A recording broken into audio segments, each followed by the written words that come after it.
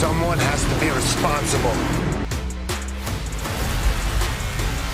So I will be responsible.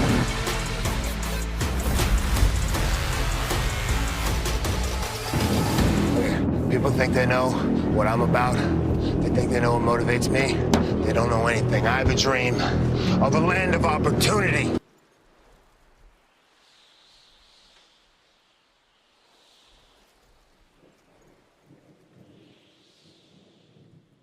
Wrestling gave me everything I have in the world. I want that for other people.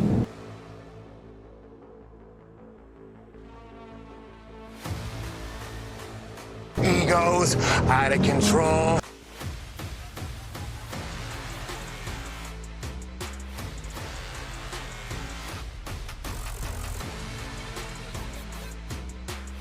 I will burn down the forest to plant a new one.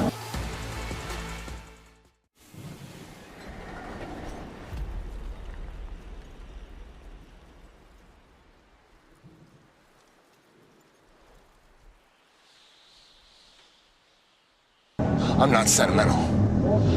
I will do what has to be done. We will do what has to be done. We can see a better future, and we will make it happen.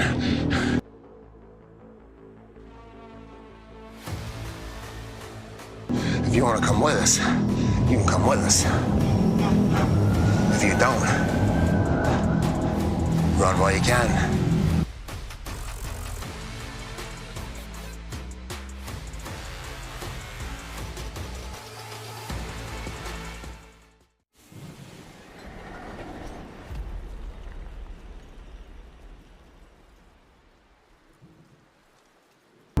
What is the new paradigm? It's very simple.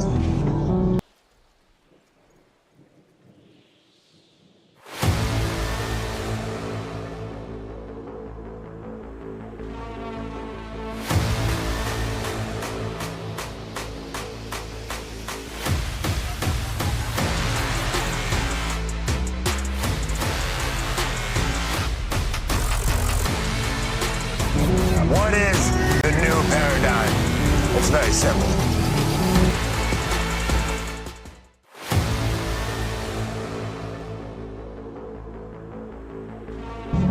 Get out of the way!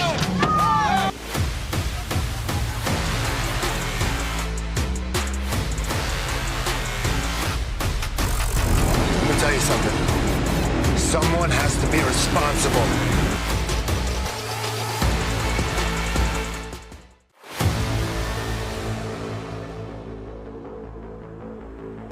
Let me tell you something.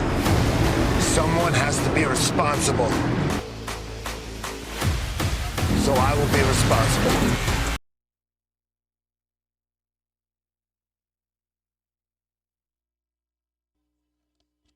And good afternoon, evening. Thank you for joining us on Graps TV and The Sicko Show. I'm your host, the Matty Man.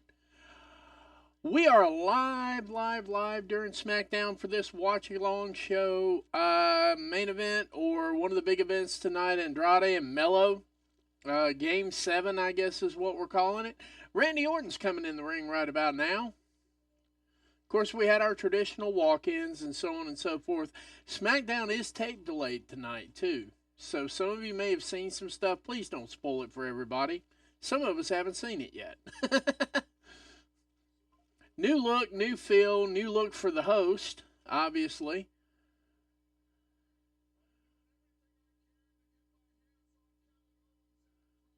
So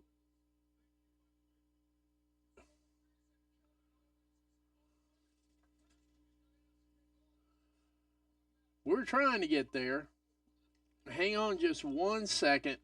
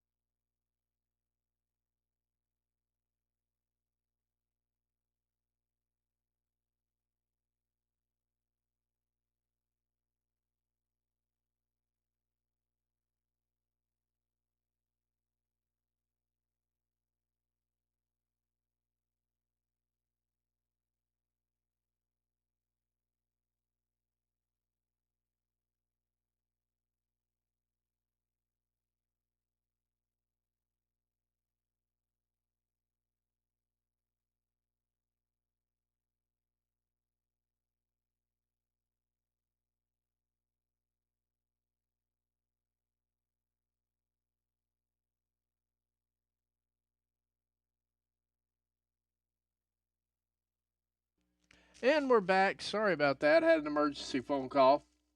And I'm going to stop for my kids every time. Sorry about that.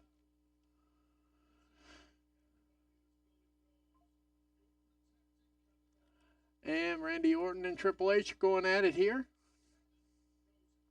Hey, we're up to 16 viewers. Thank you, guys.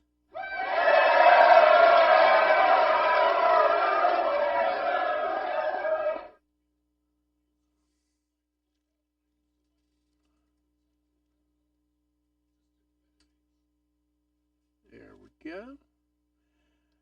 Randy Orton says he's protecting Kevin Owens. Just admit it.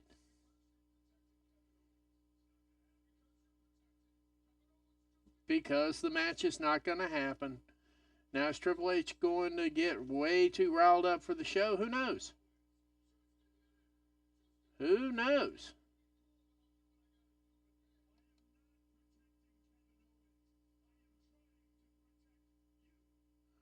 Oh, Triple H tells Randy Orton that he's protecting him.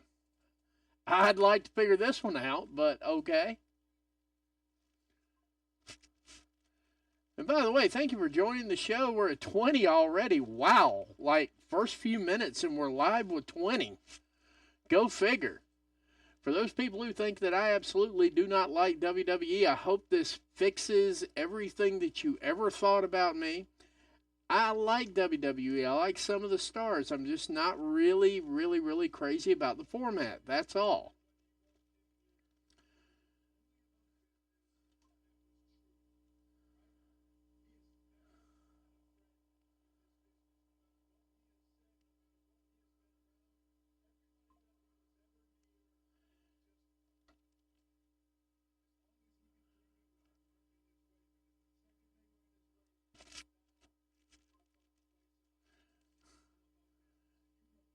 Now, this is kind of storytelling, too, you know. I get it. I get it.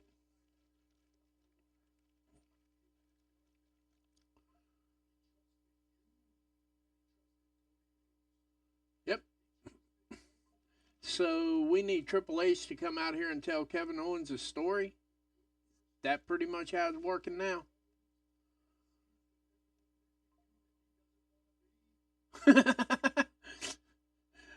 Triple H calls Randy Orton a miserable prick. Well, you know, he's not wrong, though. I like Randy, but he is a miserable prick. By the way, young folks, that does come with age. You start off being happy and jovial, and you turn into a miserable prick sometimes. Whoa.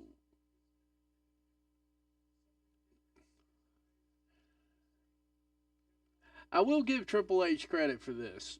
And a lot of people don't give Triple H credit for this. He can flat tell a story in the ring. He can flat cut a promo. I have never, ever questioned Triple H's promo skills. Randy Orton's on occasion, yeah, but Triple H, no. And we're live. We got 22 viewers. What in the world is going on? Thanks, everybody, for being here. I really appreciate that.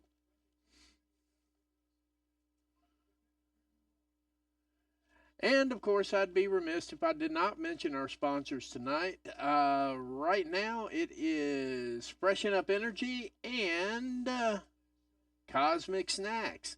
Need to relax a little bit, get some of that CBD Cosmic Snacks. And of course, if you need to pick me up or a relaxation or a naturopath solution to energy, Freshen Up Energy. Missing a lot of the harmful chemicals, all natural. It's good stuff. It really is. Great stuff.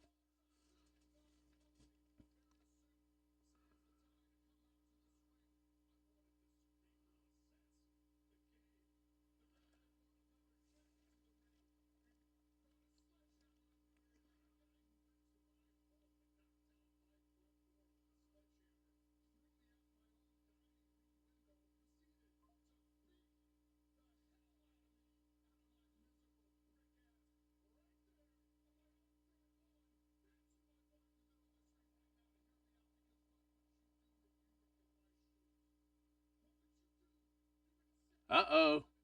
Randy Orton is leaning in on Triple H's manhood now. This might be good. He's telling a good story. I wonder if Triple H is going to play the heart thing here. That's the only question I've got. Because that would be very sympathetic. Very sympathetic. Hang tight one more second. We have a slight emergency. I'll be right back. Just one.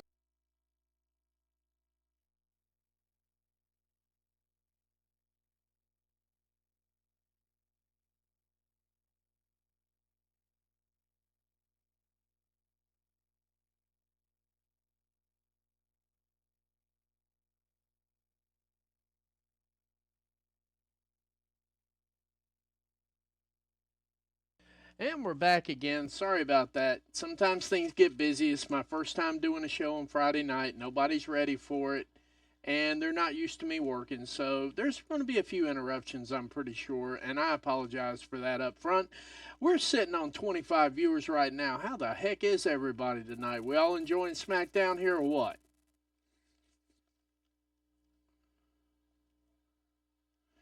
Yep, he's got the crowd going now. Let him fight. Let him fight.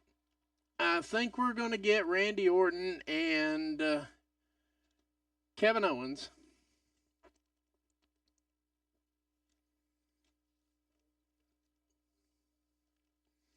I like the way he does that. Now, see.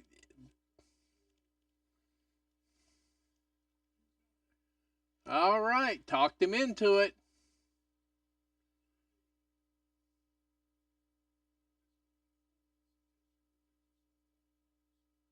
Uh-oh. Triple H just told Randy Orton he suggests he protects himself at all times. Now, here's the deal. One thing I will give Triple H credit for more than anything in the world is his ability to read the room.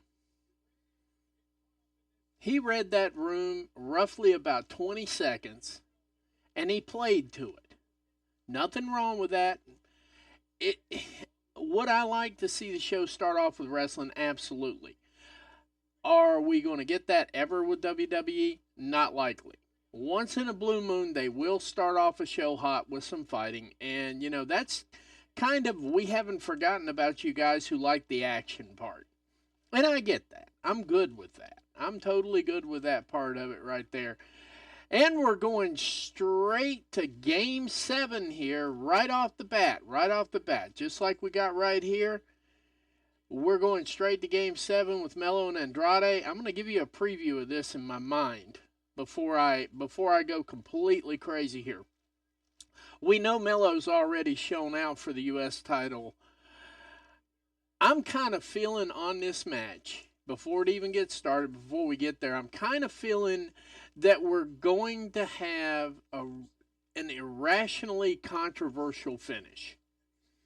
Because the only way you sell this match anymore and make it any more hype, now I could be wrong, the match hasn't happened, I haven't seen anything or anything, but if I were going to book this match, what I would do is book it as a Dairy Queen disqualification and make it a triple threat against LA Knight for the U.S. title. Since they've already said the winner of this match faces LA Knight, this is a segment right here where you could do a safe triple threat. And if they're thinking about Andrade for the title, this would be a great way to smooth it right in there. See, they could just slide that title in there. People think triple threats are for, to kind of spice it up a little bit. But really where the triple threat goes is in storyline advancement, because there's going to be at least one person in that match that never got pinned. And you need that storyline in your back pocket. Because if you got that storyline in your back pocket, let's say Andrade, just for kicks and giggles here, let's say Andrade and Melo get the match with LA Knight. Andrade pins LA Knight. Well, so LA Knight did not pin either of those guys, so Melo now has a permanent claim here. You beat him, but you didn't beat me. I really like the way Ricochet uses that over in AEW, because, see, even when he entered the triple threat, he didn't walk out victorious, but he didn't get pinned. So he can still hang on to the, I've been in AEW for 4 or 5 months right now. I've never been submitted and I've never been pinned. You see, he can't say he's undefeated because he's not undefeated anymore. He's got at least a draw on him or something to that effect, or a loss depending on how they rated it. But the one thing he can definitely say beyond everything is I didn't get pinned. What's up, Catherine? I see you over there. I see you. We're sitting at 30 people already. Wow. We're 15 minutes into this stream. We got 30 people. Thank you.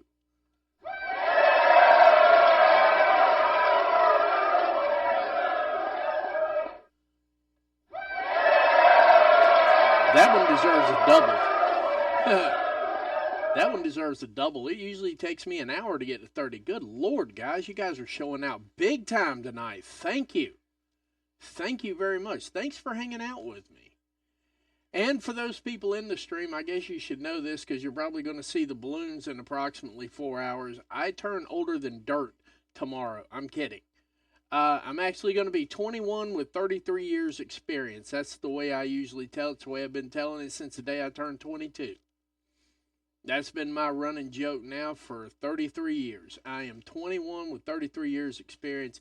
You are as young as you feel, not as you look.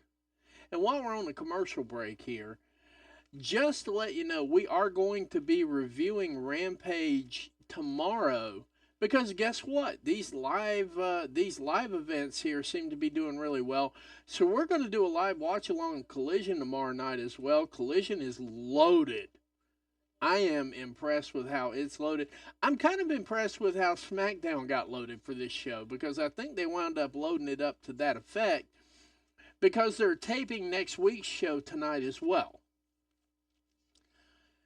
Now, the only discourse that I have for this entire thing tonight, because this is a live watch along, I'm not going to sit here and just cram stuff down your throat. I'm watching it right here with you. The one thing that I will say is that, in case anybody hasn't seen this yet, I'm not a big fan of the Saudi show. And I'm not a big fan of the Saudi show for a lot of reasons. And this is my only discourse for the week on everything. Oh yeah, World Series, World Series, World Series. That would work right there too, Catherine. I'm $19.99 plus shipping and handling. I mean, if you guys want to know what my Cash App is, I'll pop it up there for you, the whole 9 yards. No, I appreciate it. Everybody's going to be giving me some birthday love. I'm already getting birthday love from overseas where it is tomorrow today. Where it is already tomorrow, and my Facebook friends over across the pond and everything else, they're already starting to hit me with the birthday wishes and all that.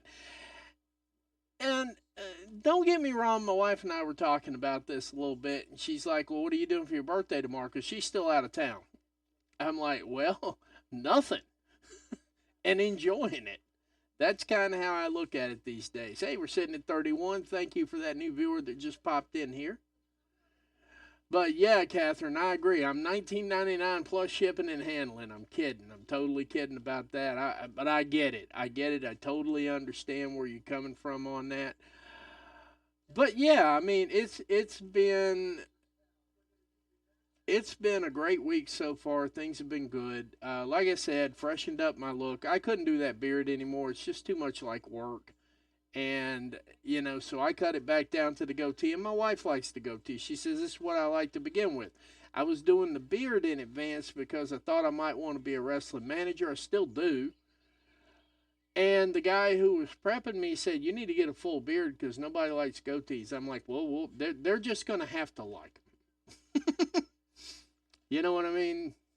The goat is where it's at this point, and that's where it's staying. Want to be welcoming in a new advertiser coming down the pike here. It looks like we're going to pick up State Farm next week. Thank you. And it looks like Timu's finally going to finish up their stuff. So we'll be repping Timu, State Farm, Freshen Up Energy, Cosmic Snacks. I've got a couple of beer companies that are local around here, some that could probably use the support that are up in Asheville and Boone. I'm going to be doing them some free press. I'm going to be making some free commercials. You're going to see stuff about them. They really, really, really need the help. We're back from break here, and Andrade is making his entrance. Let's see what's going on here.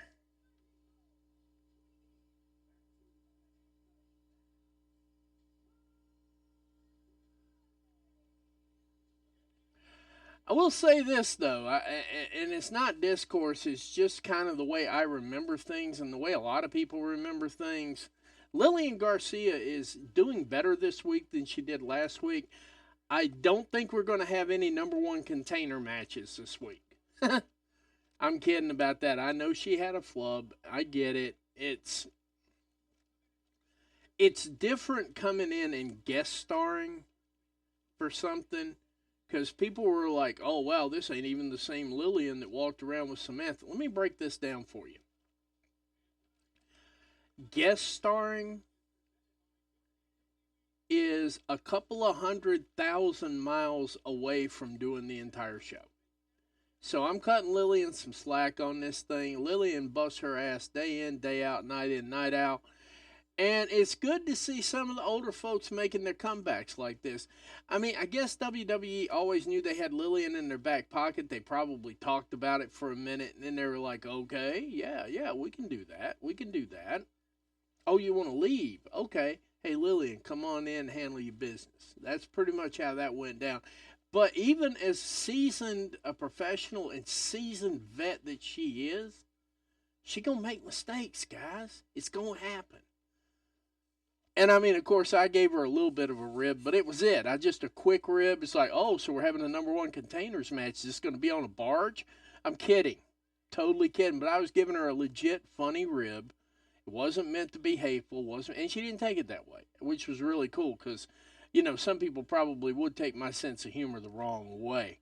We're sitting up here at 31. We got Mello on the outside of the ring. We got Andrade in the ring. We got a fight coming here.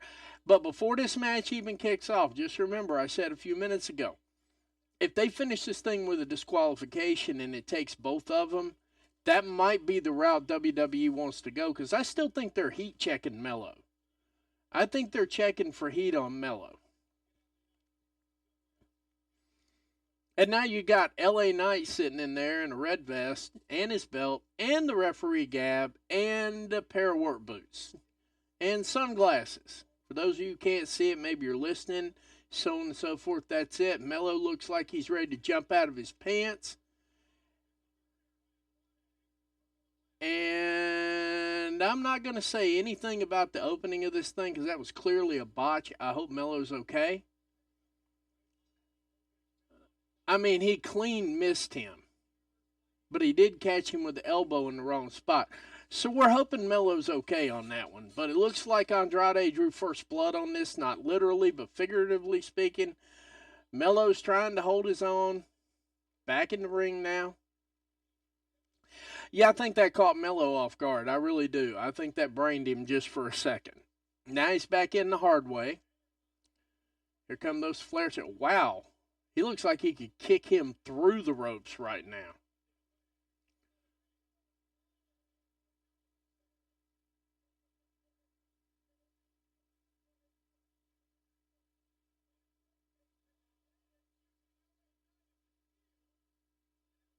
That was kind of dirty right there. Mello laid it out there real nice, man. He really did. He laid it out there real nice.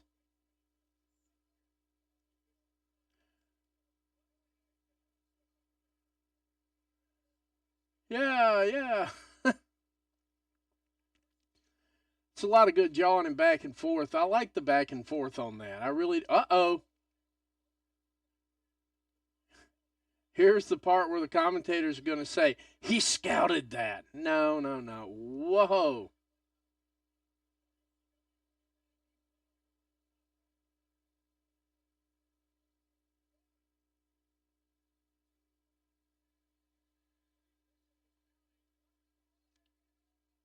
Oh, that was a good one. See, now that's innovative right there. And we're heading probably back to commercial right about now. Glad to see them working outside the ring up the ramp. Most of the time when they work outside the ring, they work around the announcer's desk. And, that is just about as traditional as it gets. And, of course, Andrade and LA Knight are jawing back and forth, which gave Melo just enough time to get back into the match, kind of, sort of, maybe, not sure. All right, Andrade back in the ring. Let's see what we got here. Melo kind of limp kicking him in. Nice over the top, though. See, Melo does have some innovative offense. I got to say that. Hey, we're sitting on 35 viewers. Hot diggity. Thank you all for being here with me. I really, really appreciate this a lot. So, Undisputed is available. Who cares? Anyway, now Melo and LA Knight are jawing back and forth, too. I'm wondering when LA Knight's going to give up this whole I'm being impartial shtick and go back to being just LA Knight here. Because he's obviously got a favorite that he wants to win. And believe it or not, I do believe he's acting like he wants Melo to win this thing.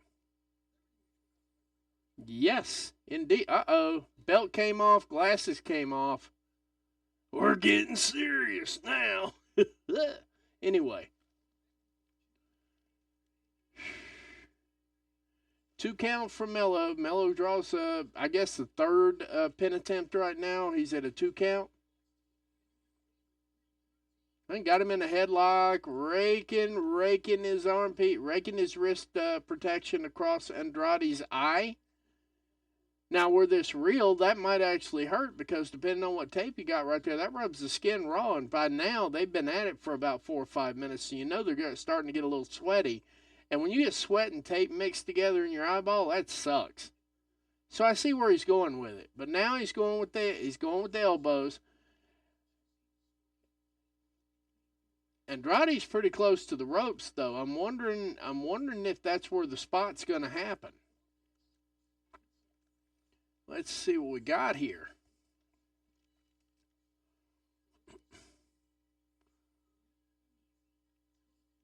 Yep, Andrade doing the comeback here. Now, how Andrade does the comeback is a whole lot easier. Andrade still knows how to tell stories. So he doesn't come back, hulk up, adrenaline rush, whatever the hell they want to call it these days.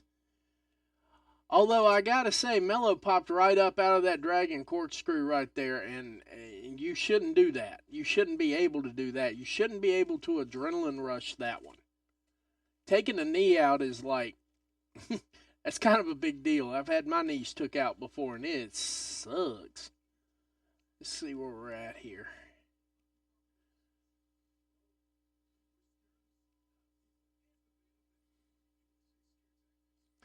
And just so you know, Kofi Kingston is scaring the out of people.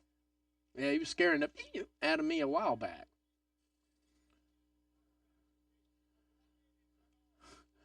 Guys, please, for the love of God, don't ever let Michael Cole say this is the rubber match again. He sounded way too hyped for that. Or no, was that Corey Hayes? Or Corey, I'm sorry. I could have got that one totally botched.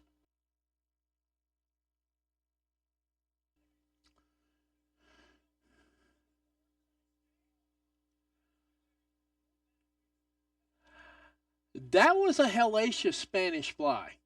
Now, I think both of them did it kind of bad, but we don't know yet. We won't know until after the match and the stitches are handed out. But that was a pretty solid hit. We're almost to 40 people already. We're not even 30 minutes into this. Thank you. Like, comment, share, do whatever you want to do. We're just going to sit here and have some fun, guys. That's what I'm here for. I'm here for the fun. Oh my goodness. Melo finally showed me a wrestling move. Now, I will be honest with you guys. There's been a few weeks I haven't seen this show. That might be not new to you, but that was new to me right there. That was, hey, for all the shit that I give Mello, that was a move. That was a wrestling move right there. I loved it. And here come the pre-program. This is awesome, Chance. It is awesome, though. Don't get me wrong. This match right here is starting to cook a little bit. Uh-oh. Uh-oh. Uh-oh. And Andrade almost delivered the message. And, oh. He turned that into a Canadian destroyer. I'm sorry, a destroyer, because God forbid we call it a Canadian destroyer and piss off TNA, don't you know? Anyway, yeah, that was a Canadian destroyer from hell. I think LA Knight even winced on that. Meteor?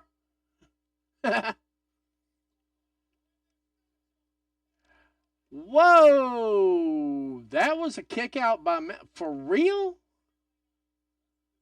Now LA Knight's going to be on... Uh-oh, here comes the trickery. Here comes the main roster fuckery. Yep, you don't bump the official, Mello. Oh, now they're going to fake bump the official. Oh! Uh-oh! Mello just knocked LA Knight out, we think. And we're going to try to get the Three Amigos out of Andrade. Going for the Three Amigos. There's dos. Oh, no tray, no tray, no tray. Oh, what the fuck was that? And Mello's under the ring, under the ropes, so you can't pin anyway. And of course, LA Knight's going to bring him out here and have a conversation with him across the announce table, because that's how they would tell it. LA Knight's going to have a conversation with him outside the announce table, and now he's telling Andrade to go get him. Uh-oh, I guess we are going to wind up with a Dairy Queen. BFT for Andrade. So Mello got fresh and comfortable with the announce table, and he's about to get fresh and comfortable with a BFT. There we go. And we still don't have a bell yet, but we're getting there. We still don't have a belt. Now we have a decision.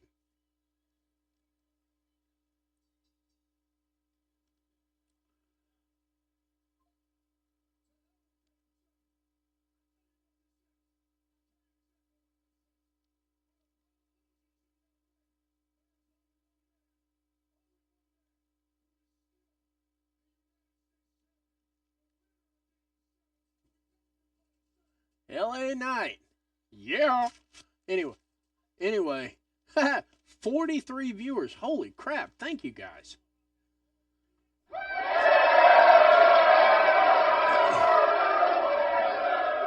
All right. Now here is where Adam Bald will need to come out here and make the match. Should have him coming out here to make the match just any second now. And we're backstage with Tiffy and Nia Jax. But as you know,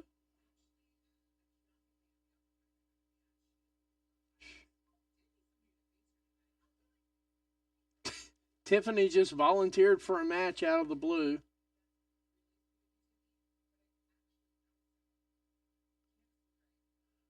Candice LeRae is...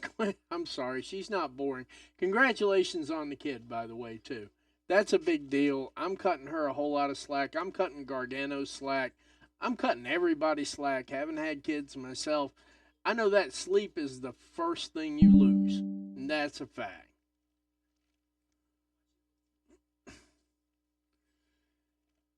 Whew. That was an okay backstage segment. But I can see Tiffany getting pushed out of the mix here a little bit.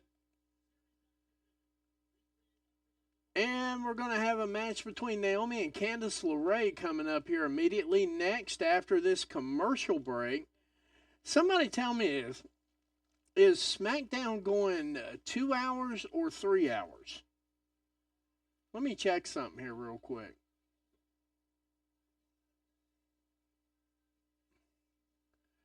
Nope, they've got it dying at 10 o'clock. So if you guys want to do a watch along with Rampage, give me a hell yeah. Or just give me a yeah or a thumbs up or a, anything at this point. Anyway, we're going to take 20 seconds here. I'm going to do one thing and I will be right back since they're on commercial and it's not picture in picture. You know what? I'm getting ready to be on commercial for like 1 second. I'll be right back.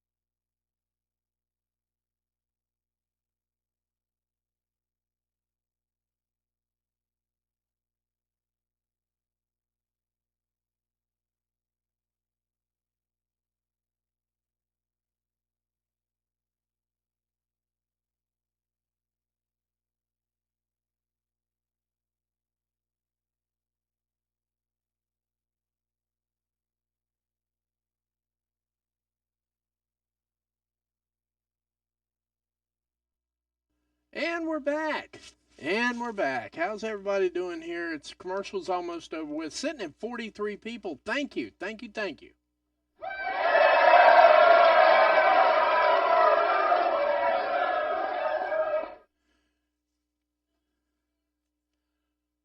Almost done with commercials on my end. I don't know what you guys got on your end, but we're almost done with commercials.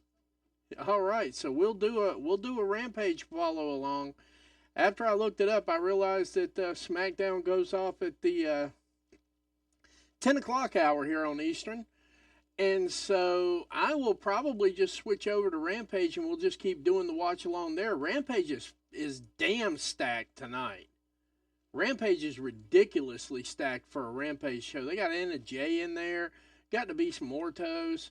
I think they got Hologram going against Christian Cage's kid. I forget which one it is right there. I can never remember this guy's name to save my life.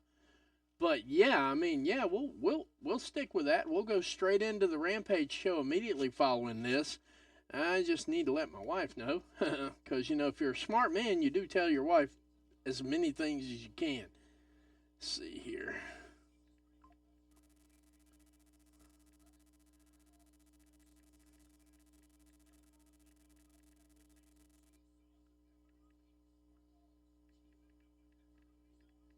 There we go. Got that part handled, and I can see Twitter's going nuts. What do y'all think about the Mello match? Now, I thought it might be a disqualification, but I didn't think it was going to be a disqualification like that. I mean, it was pretty much like, as soon as they said the winner of the match faces LA Knight down the road for a U.S. title, I knew this was coming.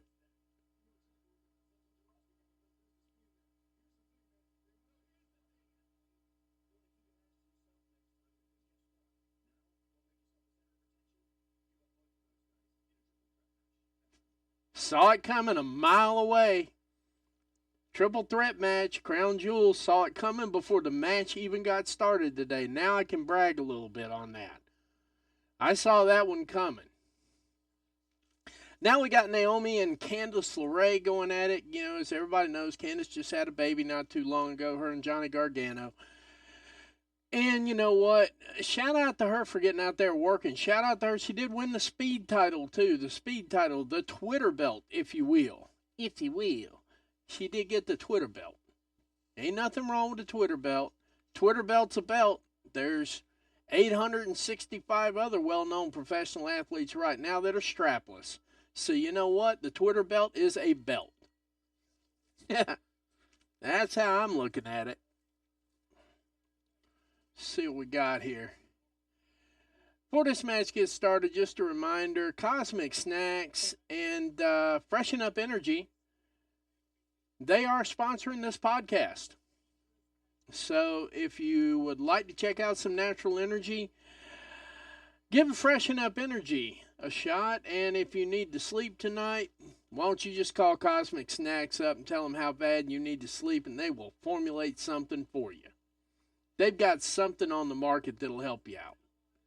We got you covered. And pretty soon, out of the same vein, we're going to be doing nutritional supplements as well.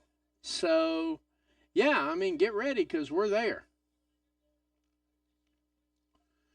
Let's see where we're at on this thing here. Since we've already got that part took care of, let's go over here.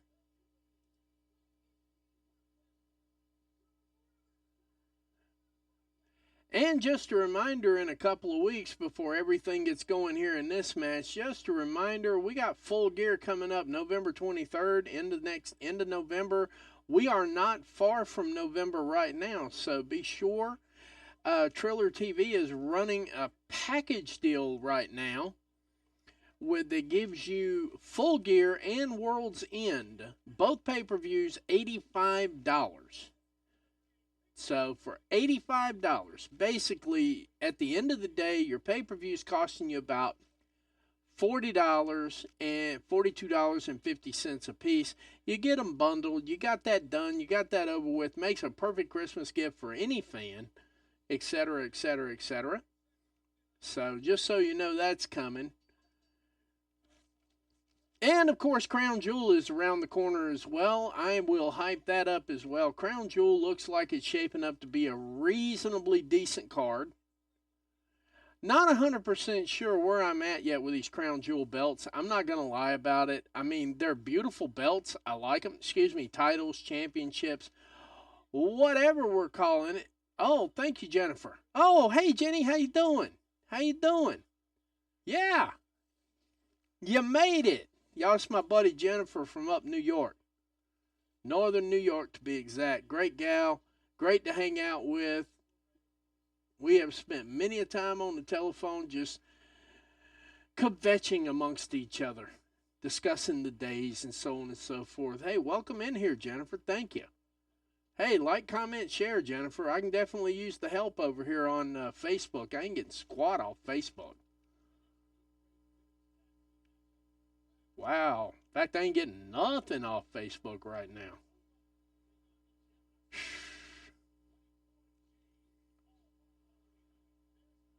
See how it works, ladies and gentlemen? You chat me, I talk back to you. See how that works?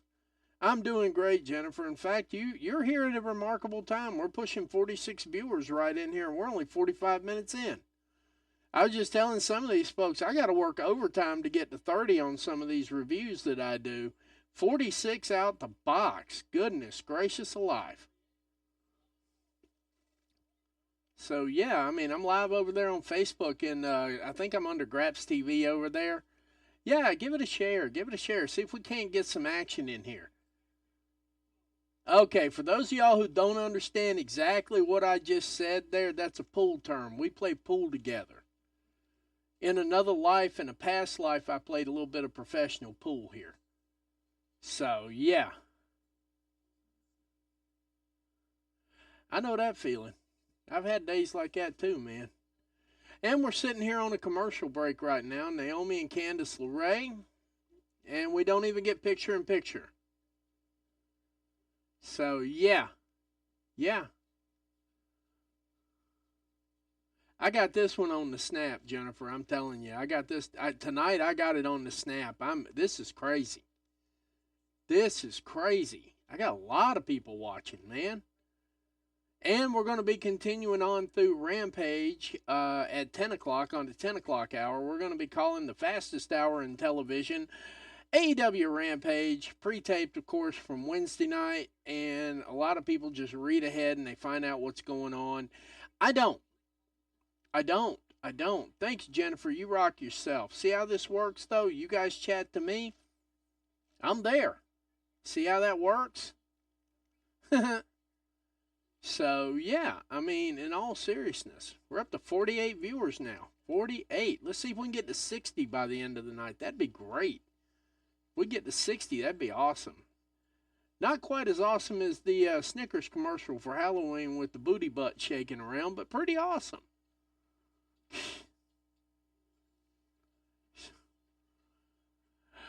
Oh, my goodness, my goodness, my goodness. If we have about 3 more commercials, shut up, Matt. They'll keep sending them. Give me 2 seconds here.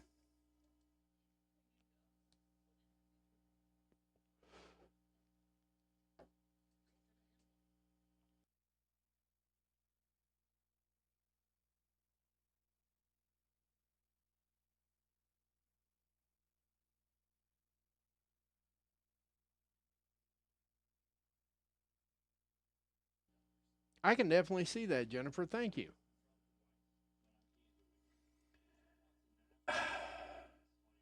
Y'all, it's only the 25th of October. We got like 6.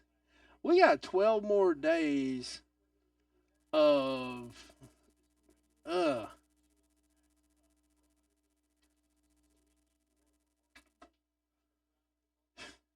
We got 12 more days of this. That's why I don't do politics on the stream at all. Wow, we're up to 50 already. We've got. Damn. Can we get all of these ads out of the way? This is the only problem I have with YouTube television.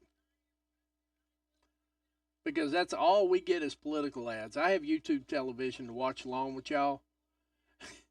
Nothing wrong with that. But anyway, like I said, top of the hour, top of the 10 o'clock hour, we're going to switch over to Rampage. And we are going live with a Rampage watch along. I did not see that coming. Not like I saw the disqualification in the triple threat at Crown Jewel. Now, tell me what you guys think about the belts in Crown Jewel. I mean, are they hitting? Are we feeling them? What are we doing here, guys? Candice LeRae's working her ass off out there. That's how I'm feeling. Now, that was innovative. That was pretty damn innovative right there. So I guess Candice did pick up something out of that speed tournament. She actually picked up speed and crispness. So if I could give any credit to that speed tournament, since a lot of people shit on it left and right, if I could give any credit to that speed tournament, a lot of the wrestlers that have come out of that thing, since they can't go to Stardom, they can't go to the G1 in New Japan. I mean, the Speed Championship is not that, but it's kind of a hybrid kind of thing. This is what I've been picking out of the Speed title here lately, too. The Speed title is kind of like a hybrid version of the G1 or the Stardom tournament for the women, the 24, 28-day tournament. Best I can figure, that's what it is. And by the way, that silly sign people asked me about from last week's stream, I moved it over so everybody could see it. That's for Ray's. My shoot job, I do home inspections. Actually, I do construction inspections. New construction inspections for banks from here to West Virginia, all the way down South Carolina, been to Georgia, been to a few places. And that company right there is my main company that I work for, and they help me out tremendously with this stream, so I help them out tremendously. By having their name up there on the stream, you can see it. It's permanently posted there. Mike is a great guy to work for. If you want to make some side money, a good side hustle, hit me up. I can tell you about it. $65 a stop. Literally 10 minutes. I can do 5 stops in an hour at $65 a pop if I get in the right neighborhood. I can do 5 stops in 1 hour. It's good money if you can get it. Some of us can get it because we can actually add and subtract, multiply, and divide. Thank you, Jennifer. Thank you for the sharing. I really appreciate that. We are up to 53 viewers. And we are not even an hour into this stream yet. Wait till it hits the hour and the YouTube thing starts doing the algorithmic specialities. Yeah, algorithmic. Say it with me, boys and girls. Algorithmic. Not Al Gore climate change. That's the wrong one. Algorithmic. That's the one we're talking about here. Ooh. I have got to say, Candice LeRae coming out of this speed tournament is a completely different wrestler. And in fact, she's actually doing some pretty damn good moves. I got to go along with that. Oh, that was until Naomi hit the reset button with the back of her foot. But, you know, Indy Hartwell getting involved. Oh, my goodness. The referee is distracted. Stories. Look at them. Stories. And here comes Bailey to right the wrongs. And of course, Indy Hartwell is my old saying, looking like an ant crawling up an elephant's ass with conjugal visits on its mind. That's pretty much how that one looked right there. All right. 1, 2, nice. Nice. Did not see that one coming. I actually thought, hey, Jennifer, I see you. I actually thought they might let Candice LeRae go over in that match. I kept that one to myself.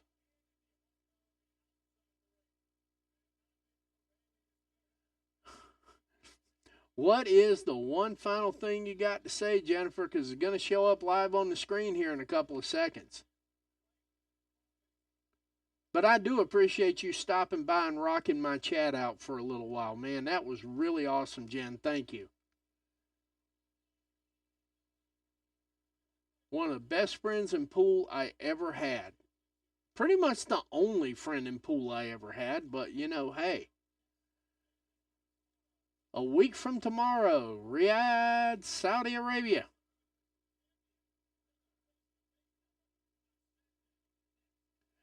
And we're going to get the face-to-face between Cody Rhodes and Gunta.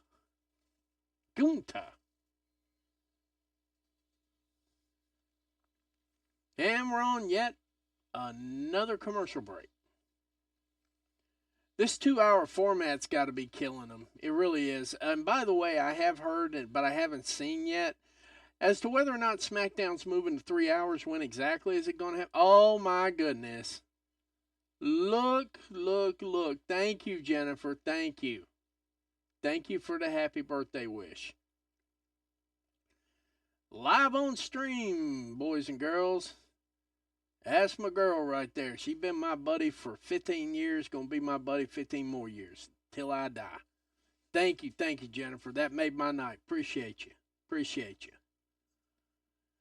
Enjoy your gaming. And, of course, I think the Bills are playing this weekend. I'm not sure yet. So,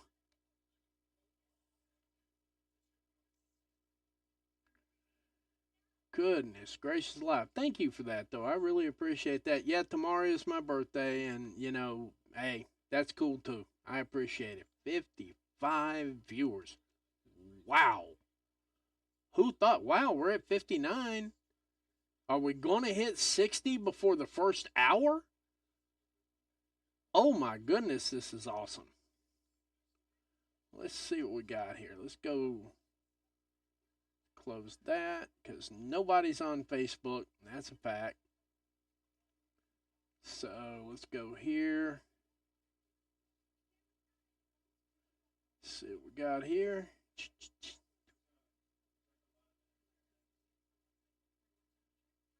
See what we got here.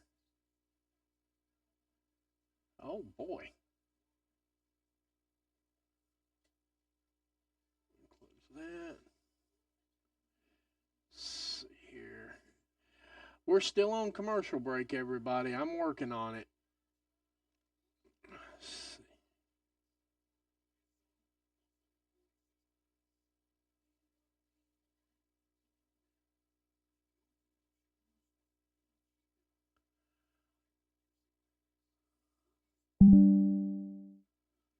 There we go.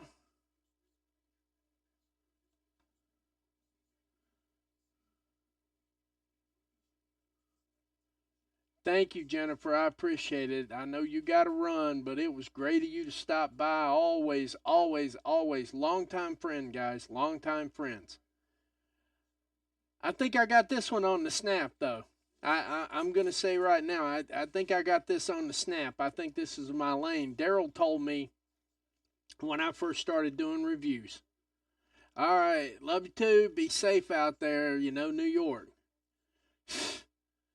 But yeah, no, it's Daryl when we were going over these things, he's like, you're doing better and you're doing better. He said you just need to find your lane. I think I found my lane here. I think this is going to be my lane. I can do live reviews while the show's going on. And when I actually do the short reviews, then you've already been with me on the watch and you can actually physically see the mentality that goes into these things. You know, what things motivate me? What things make me look twice? What things make it just where I have to call it that way? What things do that? So that's always a help. That's always a help. But I'm telling you right now, all I see coming out of this next one, the face off, so to be, the face off, I don't see a lot coming out of this. I don't see anything new coming out of this because they've been facing off a couple of times now. They're about to run out of quips. So we're going to find out here in just a couple of minutes here if they ever get over these commercials. My Lord. They got more commercials on USA tonight than CW had for the NXT show on Tuesday night. So, we've got, we've got a Kurt Angle. We've got a SmackDown review. We've got a SmackDown rewind. They used to call them rewinds.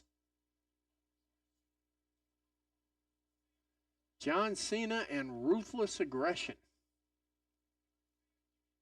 Give us about 20 seconds here, and we'll be right back before this face-off comes on. We'll be right back here in about 20 seconds.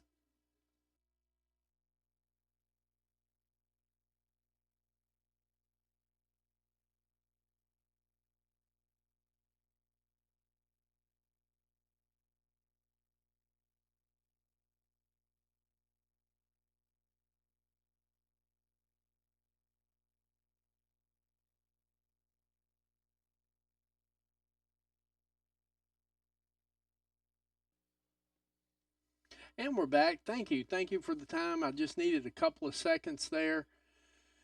People aren't used to me being alive on Friday nights. They're used to me just sitting around watching wrestling and shooting the shit with friends of mine and stuff like that. So my phone may be busy tonight before everybody figures out my new schedule here. We got 62 people in the Moho House.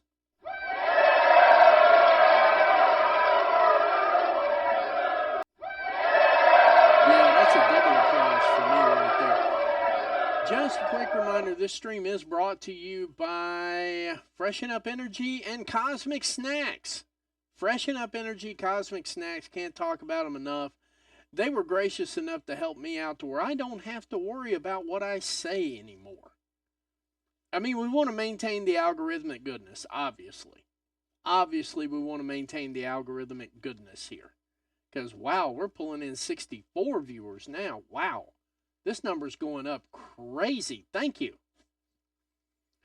And here we have Cody Rhodes' entrance. Adrenaline in my soul. Oh, my God, here comes Cody Rhodes. I will never get over that Rhea Ripley videos where we all got that from. And if you guys think I'm hating on Cody Rhodes, I'm not. I thought it was really cute when Rhea Ripley's like, oh, my God, it's Cody Rhodes. That's a lot of how sometimes people feel. But he's still getting over with the crowd.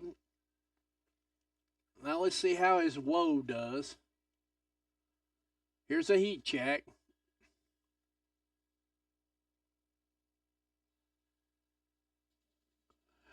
And from the selective camera angles they're working with right now, I will say those are some selective-ass camera angles. Wow, we are almost at 70 people. Holy crap, I don't know what to do with myself. So I guess this is just what I'm going to be doing from now on. Watch-alongs, live reviews, things like that. Because at least you get a general idea of what goes through of what the process is when we're doing these reviews. I figured instead of just doing a dry live review,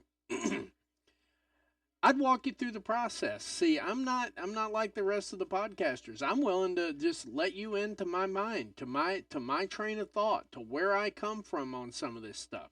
So when you see me make a comment and it seems a little bit off to you, that's me being completely honest about the segment. So if you're actually alive with me here on the watch along, none of this comes as a surprise to you. I've noticed that in my interaction on Twitter now. When I do the live watch-alongs, people are like, well, that's what he was talking about on the show. Okay, so, I mean, I don't sound like the angry person anymore because I'm not angry. I love wrestling.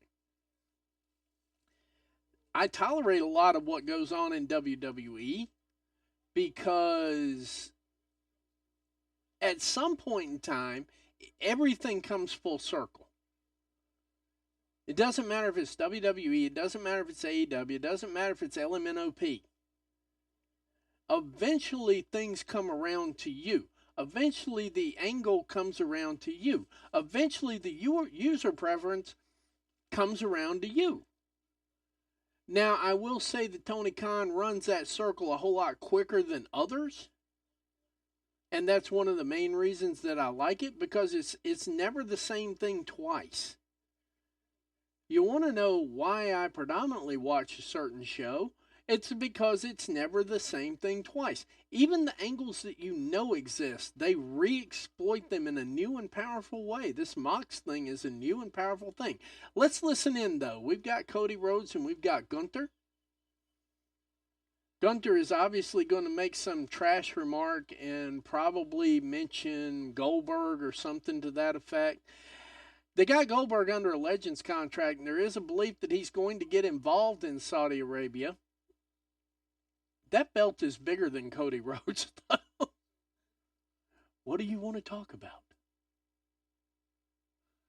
Gunther's gonna beat him to the punch.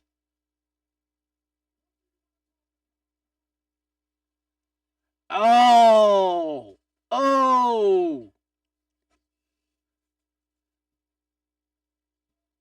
Somebody pulled Gunther to the side and said, "Hey, this is how you get nuclear heat,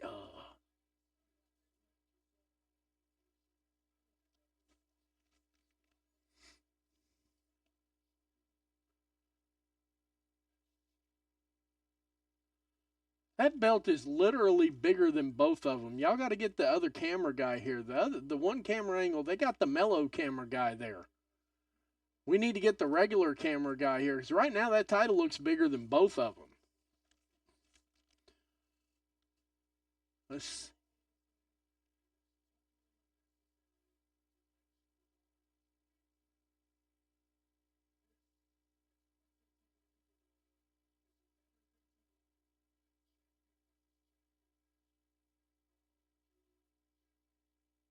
Now, Gunther seems like he's walking this back, but somebody's already had a promo conversation with him.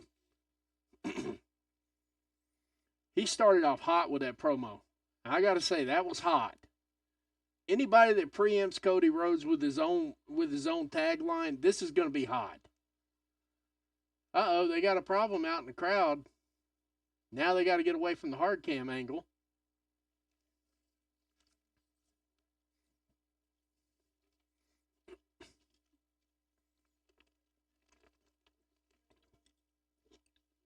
We are sitting on 72 viewers.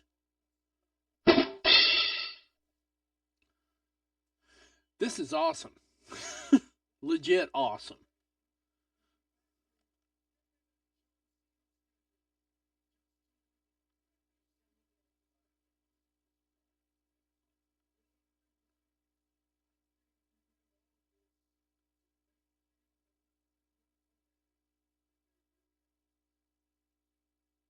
I tell you what, shout out to Gunther for saying the quiet part loud all the time. It's like he trolls social media to find out how he's going to work his promos. I really believe that.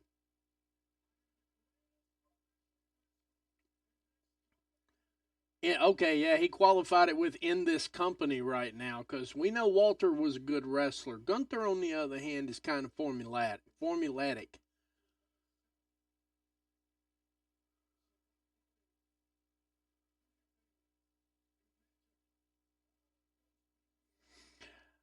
Part of me wants to say Cody can take this title, and they're throwing Goldberg in there and everything else, but the part of me that realizes what they're doing with Gunther right now, that rocket they keep strapped to his back 24/7, 365, I got a bad feeling he's going to come out with the title on this one too.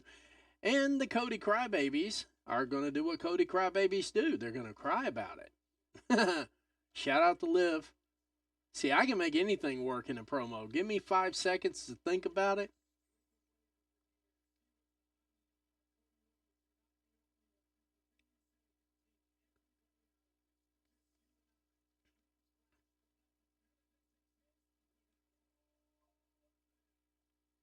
That was a little pandering right there, but that's okay. We'll let that go.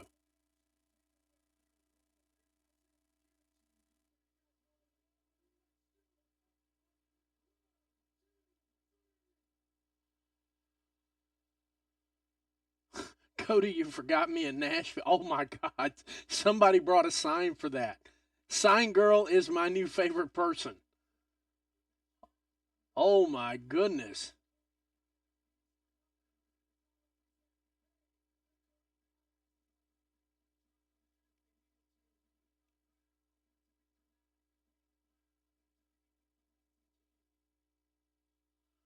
Ooh. And Cody just accidentally said the quiet part loud too.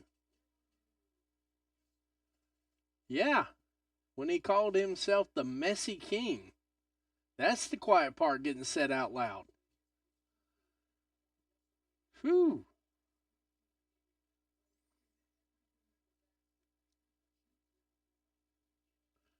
Uh oh. Uh oh.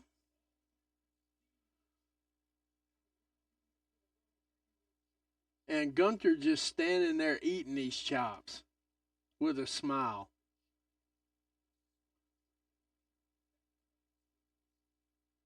Uh oh. Uh oh.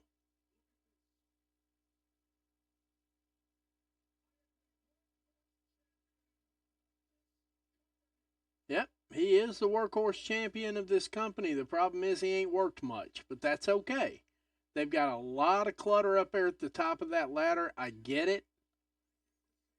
See, the one thing about it, the one thing's always bothered me the most about Raw is they have a cluster up at the top of the ladder for the World Heavyweight title, and Cody's got to go out and call his own opponents out. You know? I mean, there's nothing wrong with that. Don't get me wrong, but, it's like a little more balance between the two shows would probably help them both.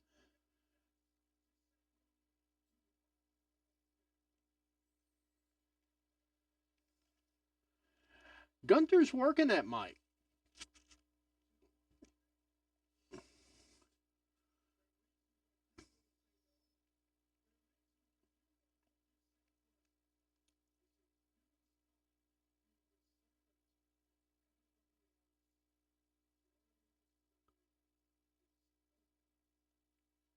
Damn, he just said the quiet part loud.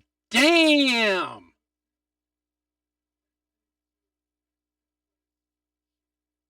Oh, wow. Gutless champion coming out of Gunther. He said the quiet part loud. Like he screamed it. Like, if you don't have this, you don't have that. You're nothing. You're nothing. Uh oh. Uh oh. That it?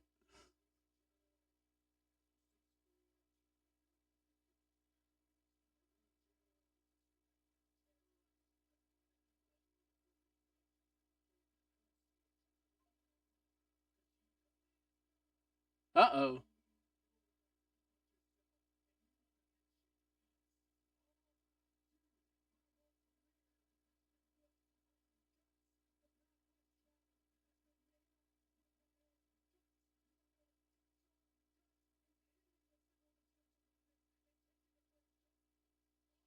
Holy shit.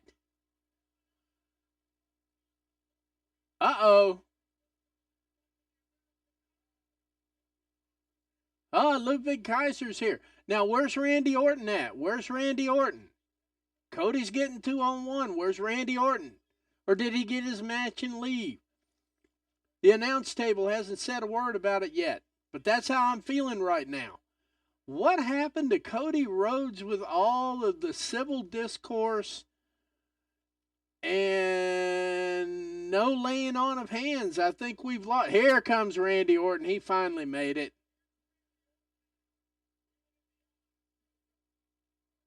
But we all know Randy Orton wants a shot at that Universal title. The problem is Roman Reigns done showed up and screwed all that up. So, you know what? I don't blame Randy. I'd probably be a little frustrated too because they slow rolled it. Oh, he's holding the title too. Uh oh, he's doing him a Kevin Owens. He's doing him a Kevin Owens, and you ain't even seen it yet. The only difference is he's not standing behind him holding some object ready to knock his brains out, but he just did a Kevin Owens right there, live and in living color. Live and in living color. Cody's tie got messed up and everything. It was really great. But you know what? This is what people want to see, Cody. They don't want to see civil like, oh, well, if you come to my house, we'll talk about it over some tea. No, they want you busting some damn heads. That's what a face-off is supposed to end up like. Now, not necessarily every single time. We're going to commercial again. 77 viewers. Wow. Thank you. Holy crap. Wow. 77 viewers coming to you live here. And, of course, we got the NXT commercial for next week. Shout out to USA too to still be pushing NXT like they got the show. I don't know if and you say, well, wait a minute now, that's television. Anybody can run an ad.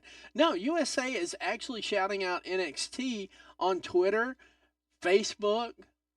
Now they're not doing it on YouTube. I didn't see it on YouTube, but on Twitter and Facebook, I have seen USA shouting out NXT. That's double for your trouble right there. That is double for your trouble right there because USA is significantly bigger than the CW. And they know it. All right, we're going to take like a 20-second break ourselves here while they're on commercial break. Because I hate to sit there and just look and not have anything to say except there's a Wingstop commercial on right now and I'm starting to get hungry. And we've easily got, I don't know, an hour and 45 more minutes left of this stream here. So I'm kind of screwed on that one now, aren't I? I'm kidding. I'm totally kidding. But anyway, I'll be back 20 seconds. Promise.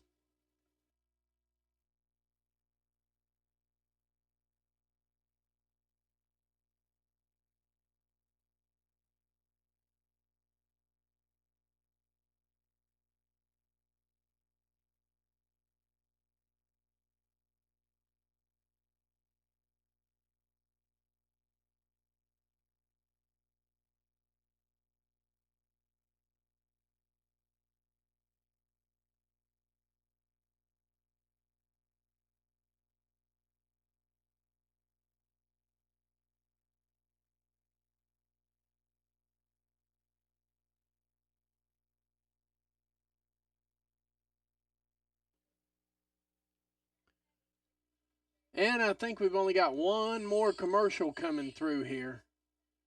I think we got one more commercial coming through here. And yep, I'm getting live updates and stuff like that too. Yeah, wow, 81 viewers. I have not the first clue. Very humbled. Thank you. That gets a double applause anytime we go over that.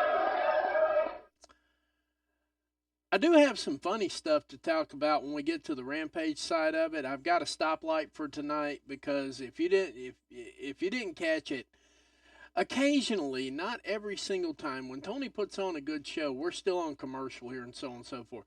I will come under one of his posts and say, thank you, Tony, this show rocked. Just real simple stuff. Not, oh my God, Tony, you're the greatest thing in the world and blah, blah, blah. None of that.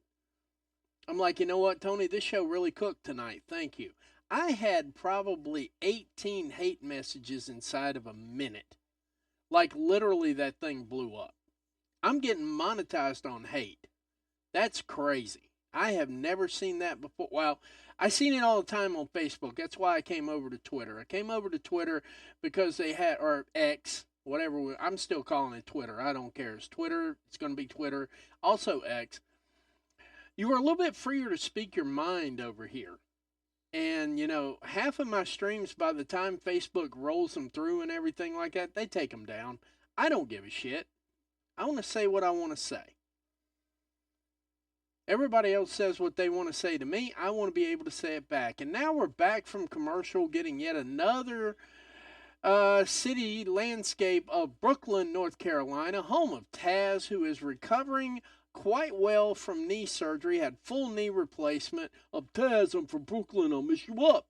You know, Taz. Hope he's feeling better. Hope he's sitting down enjoying. Hope he's getting ready for Rampage. I'm pretty sure he's ninja watching SmackDown too, because he's a wrestling fan just like I am too. But 81, wow. Thank you. This is definitely well past awesome. We're getting a replay from last week here when Solo Sikoa got interrupted by Jey Uso with, at the time, the Intercontinental Belt, and so on and so forth.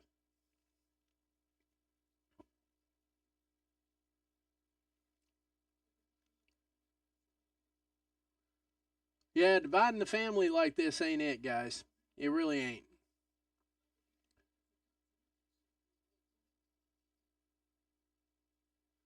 That's right, he did get a singles belt. And Solo Sikoa reminds him he's the tribal chief. This is straight up a recap from last week, and that's fine and dandy. They've held it good. They've been really good about the recaps and so on and so forth. They put them in the correct places. Things make sense, but obviously the next segment's going to have to do with this. Jacob Fatu and the stare downs, when they turn Jacob Fatu loose, I promise you, you have not seen 1% of what Jacob Fatu is capable of doing. Obviously, this is going to end up in the Braun Breaker Jacob Fatu stare down to get everybody chit-chatting, talking about it and everything like that. And I get it.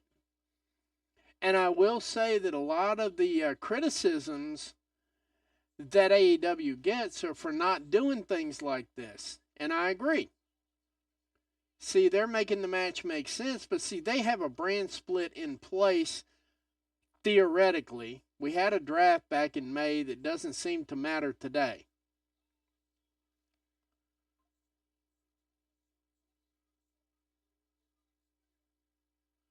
Now, see, that wasn't a bad move. Now that I watch it again, we got the recap hanging out there, and, looking at the recap again, I can definitely see about 3 stories cropping out of this. And y'all might be in for some bad news for this Survivor Series thing here. Just basically looking at everything that I see. We might be in for some bad news on this Survivor Series thing. Jey Uso may be the 5th guy for Solo Sikoa's side. Jey Uso may actually be the 5th guy. That means Hikulea is definitely going to be on. We keep saying these people are definitely going to be on the team, and they show up for the other team. Uh-oh.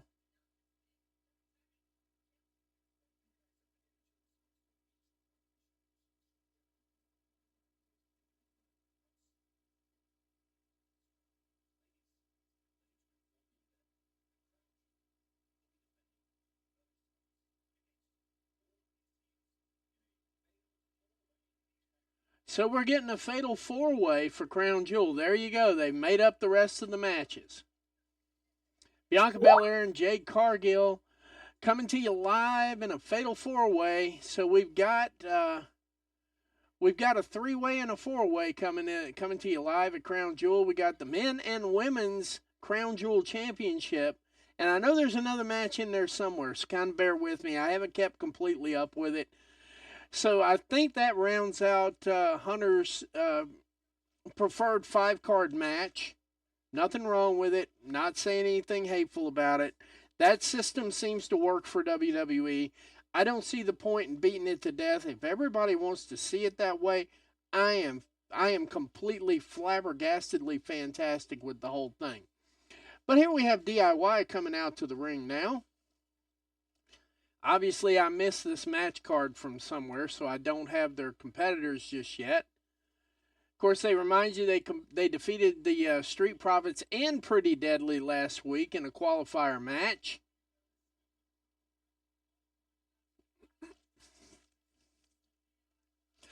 Oh, yeah, this is the one to figure out who's going to face the Bloodline next for the Tag Team Championships. Not for nothing, guys, but y'all do know that they have tag titles on Raw too, right? And they aren't currently being defended. just something to bring up. Just trying to get that in there as well. And of course, we get another commercial here for the WWE NBA belt side. I'm definitely getting the Boston Celtics one. I'm sorry, I'm definitely getting the Boston Celtics one. I said I'd never buy any of these gimmick belts, but I'm definitely getting the Boston Celtics, Boston Red Sox, and Chicago Bears titles. Just because, hey, you know what? The gimmick works. Tony Khan's starting to push the gimmick overseas with some doped up championship belts. Actually using the AEW World Championship over Manchester. So, yeah, I mean, there's a lot of ways to get exposure out there for wrestling. This is definitely, everybody, there were a lot of people, even some of my friends who are podcasters, people that we think alike and everything else, they were absolutely like, oh my God, they're just trying to make a buck. No. If I have a Boston Celtics fan and I had a couple of shells in my pocket and I wanted to get them something nice for Christmas, you're damn right I'm buying them the belt. I'm buying them the belt because it says from a wrestling fan to an automatic basketball fan that, hey, maybe we can chew up some of the same ground. Maybe we can share some of the same fun. They're on a commercial here for me. I don't know if they're on a commercial for you. But, I mean, at first when I saw the gimmick belts, I was like, the gimmick belt, I don't know. But I was with everybody else on that. And I got to thinking about that a little bit because, see, now I know they got a Boston Celtics belt out, they got a Boston Red Sox belt out, and they got a Chicago Bears belt out. Don't you think when I'm building my man cave, I'm going to buy those? Tony, that is actually some good advice for you right there. From an actual wrestling fan, because I swear, sometimes I think he ninja watches. I do, and I'm not pounding my own chest or anything like that, but I say some stuff that gets people talking. For the relative size of my podcast and all this, 88 viewers, I have absolutely no idea what I'm doing right now. This is new ground for me. This is that deep water I keep talking to you about. When they drag them out to the deep water late in a match to see who can actually grind it out and work it out. So if you guys are going to drag me into the deep water pearls, I'm going to swim. I worked radio for so many years, there's no way in the world I can sink. There is not. I did enough radio, got away with enough. There is absolutely zero way that I'm going to sink on this. I welcome it. Thank you. 88 viewers. I'm just really, really humbled at this moment. You have no earthly idea. 87, I'm good with 87. It's fluctuating a lot right now, so that's good. I'm good with 87. Had as many as 88 viewers. I am just like, I'm ecstatic. I have no earthly idea. But apparently this is the lane that Daryl told me I needed to be in. I needed to find my own lane, so congratulations, I have found my own lane. Now I'm just going to run with it. I can do the review while I'm doing the show, and you can get a general idea of why and how I come up with these reviews. That Gunther promo, I know there's a lot wrong with it from an analytical standpoint, but from a fan perspective, that Gunther promo was just hot. It started off hot, stayed hot, ran a little long, but that's what they do. That's the WWE formula, and the WWE fans love it. So from a fan perspective, Gunther fucking tore it up. Okay, he did. Cody Rhodes held his own, don't get me wrong. But Gunther tore that promo clean up. He did. From a fan perspective, he tore it up. From an analytical standpoint, there are a couple of issues I have with it, but it's not really worth talking about because you're sitting here watching for the watch along. You're not watching for that deep, deep, deep analysis of it. And quite frankly, it was a good moment for everybody. Let's see here what we got. Hey, we're back to Brooklyn. I'm Taz. I'm from Brooklyn. I'll mess you up. Brooklyn, New York. Brooklyn. Yes. Home of Crime Time, too. Always remembering every year a father giving his life for his son. Crime Time. Brooklyn, New York.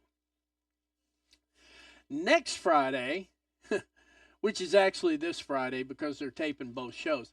Next Friday, per se, we're going to have a Liv Morgan and Nia Jax face to face. Probably going to kind of go the way it went with Cody Rhodes and Gunther. But on Friday SmackDown next week, we got Cody Rhodes and Randy Orton going against Imperium, back from old times here. Bianca Belair versus Io Sky versus Piper Niven versus Lash Legend is also going to pop off next Friday on SmackDown. That match should be pretty decent between Bianca Belair and I just literally lost it. Io Sky. Literally lost it in my mind there. Bianca Belair and Io Sky. I wonder if they're going to clear out and let them work a little bit. That would be cool. That would be something that would now you want to know something that would cook, Hunter? That would cook. If you get everybody out of the way, let Bianca Belair and Io Sky carry the match for like 3 to 5 minutes, then bring everybody back in, let everybody get their shit in, and then close the match out. Obviously, we're going to close it out probably with Io Sky winning, because you got to have some kind of controversy going into this. Motor City Machine Guns. I knew it. I knew I missed that one. Motor City Machine Guns, DIY for the right to face the Bloodline. It's going down right now. We're going to take about 10 seconds here, and then we're going to get into this match. So just bear with me.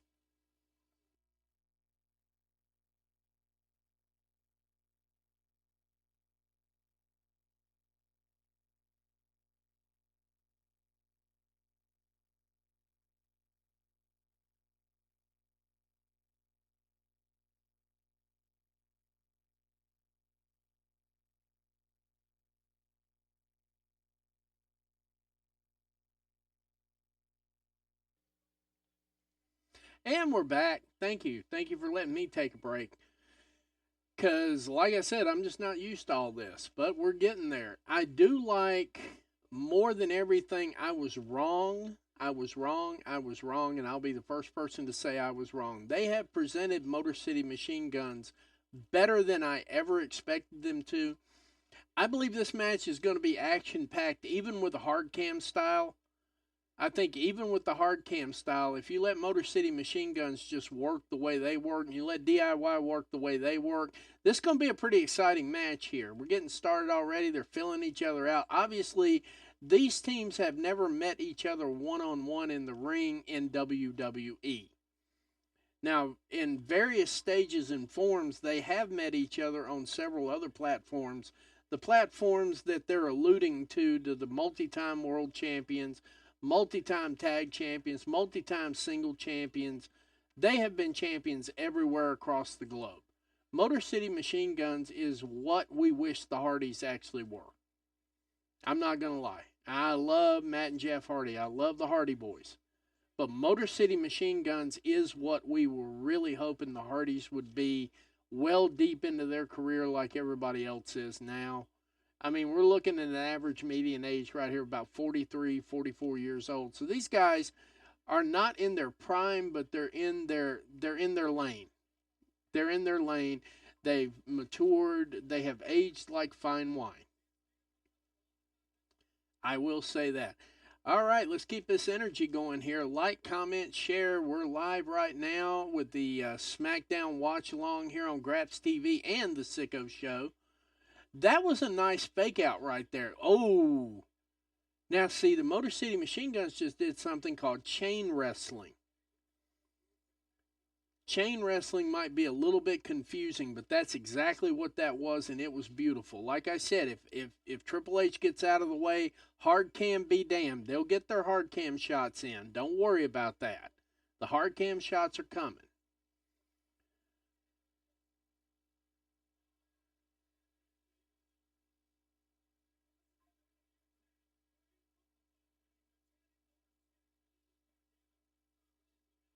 Now, see, that's some good chain wrestling right there as well. Wow. Wow, this is actually some decent stuff here. When I'm wrong, I'm wrong. This is a good match.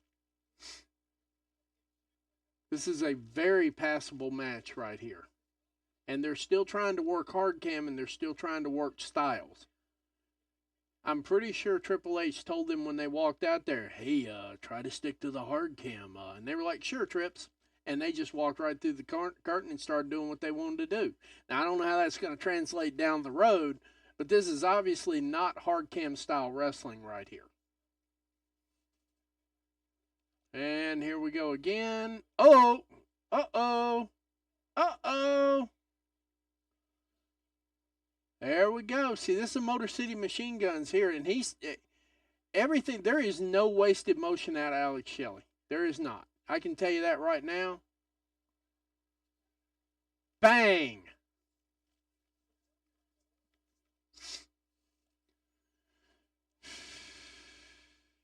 Uh-oh, this might not work out. Uh-oh. Uh-oh, Johnny Gargano figured it out. Oh, Alex can eat the corner. Uh-oh.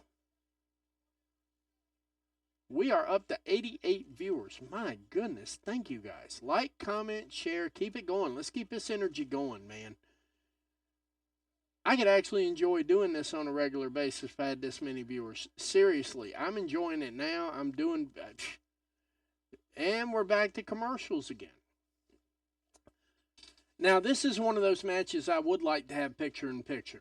Now, if I'm going to give any kind of constructive criticism about this at all, and that's exactly what this is, it's constructive criticism.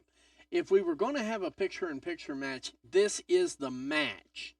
Now, I realize they gave us picture-in-picture for the Andrade and Mello, and I'm down with that. And they gave us picture-in-picture for the female match. I'm down with that.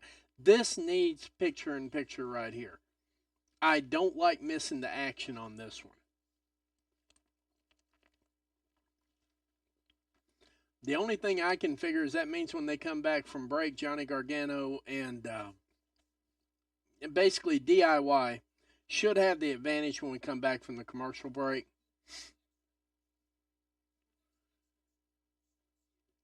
Alrighty. And now that we've seen a BMW commercial, I don't know what you guys are seeing. Makes me definitely not want to buy an X3. Here.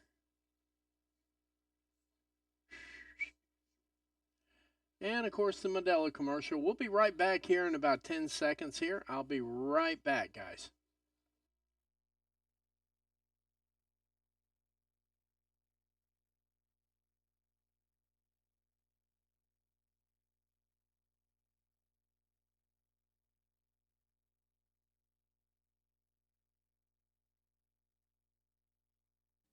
And we're back. Thanks for joining us again here. I just needed to take a break for a minute and just catch my thoughts going into this next segment here. Considering they're running the commercials for at least a good 2.5 minutes here, that means there's 2.5 minutes of action we've missed.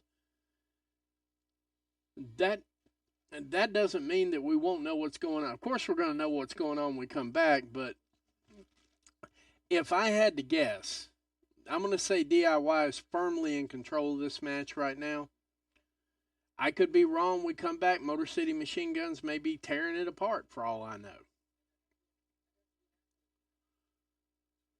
Let's see what we got here. We're getting there. We got another commercial set here. I'm going to work on one thing here while we're waiting on the commercials to be over with.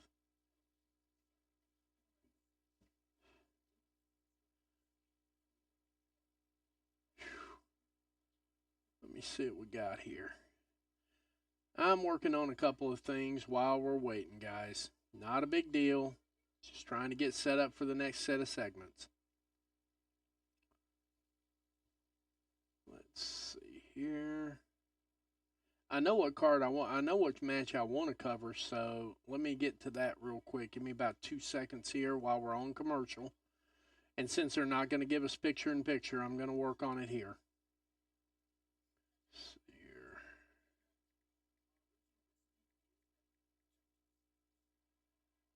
What's today?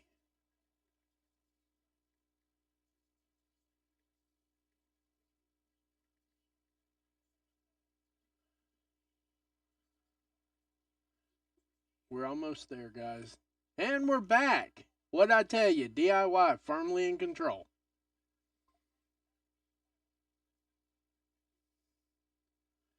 This matchup continues.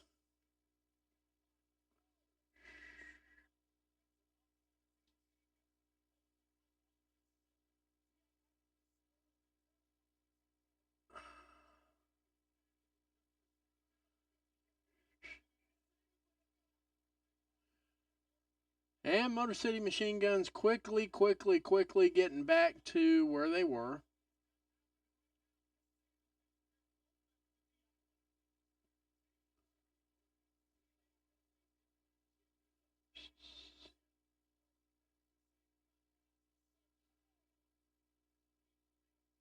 See how this comes out here. There we go. That's what I'm talking about right there.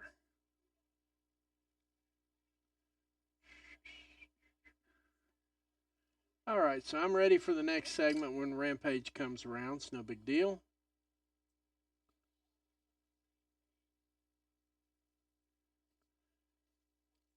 All right.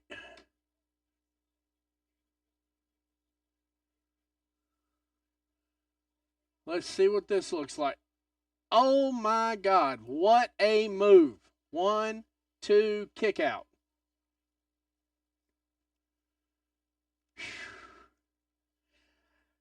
I gotta say, that was an interesting take on an electric chair, a face plant, and I forget what they call that driver, but it's a driver of some sort, I'm 100% sure.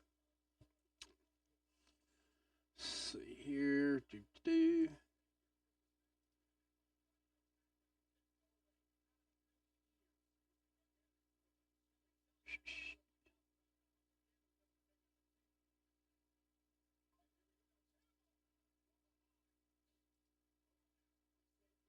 All right, we're getting lined up for the next segment here. Just bear with me.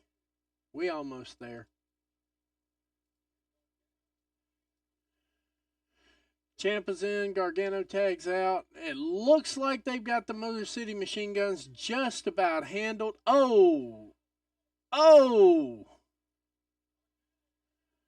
Gargano taking Shelley out. Let's see what we get here. Running knee from Ciampa. Chris Sabin kicks out at 2. That was really closer to a 2.5.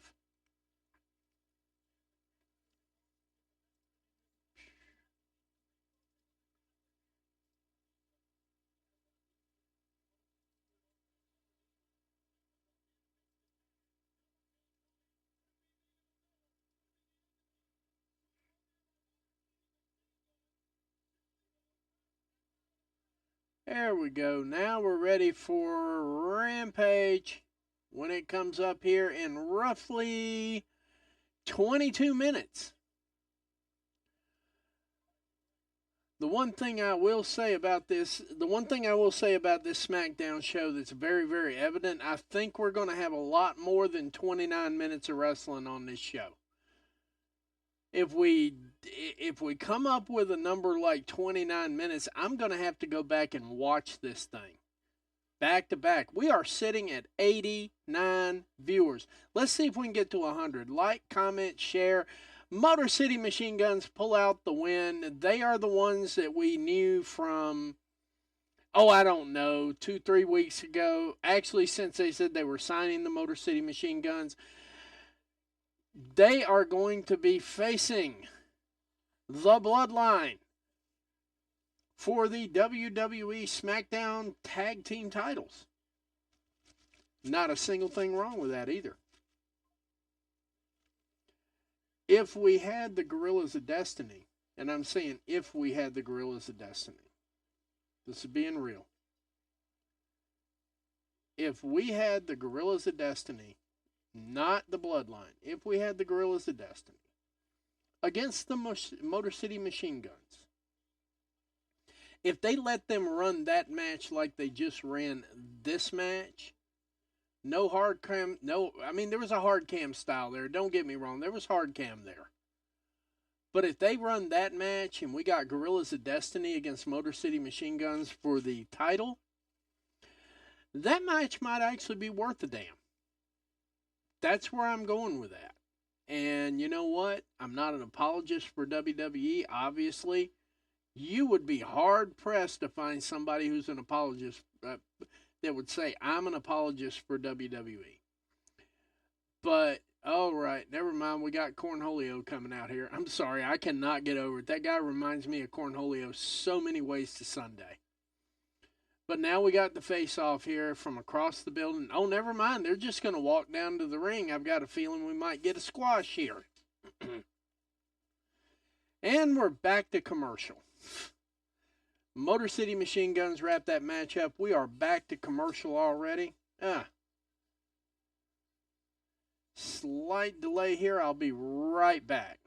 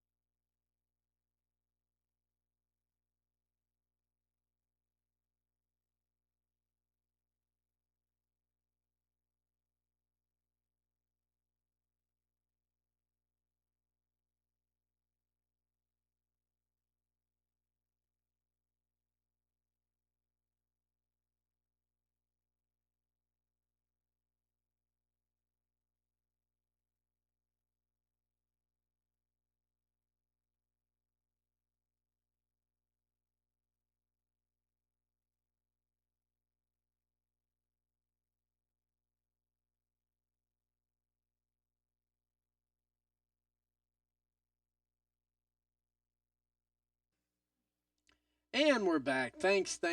I needed that break for a minute.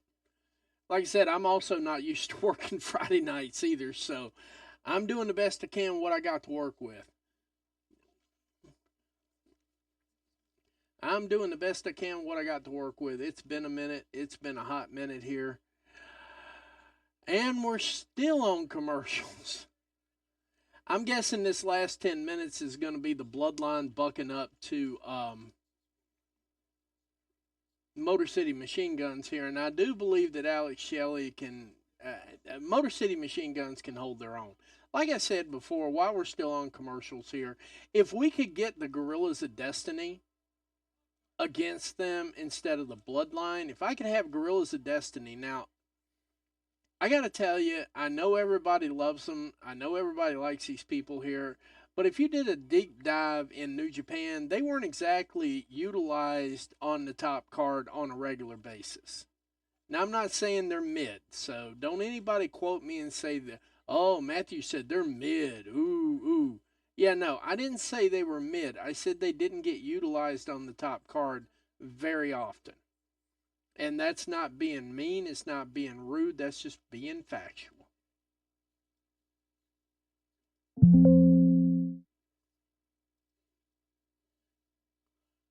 So let's put this over here so it's not so much in the way. That was the only way I could get them all in there, but yeah.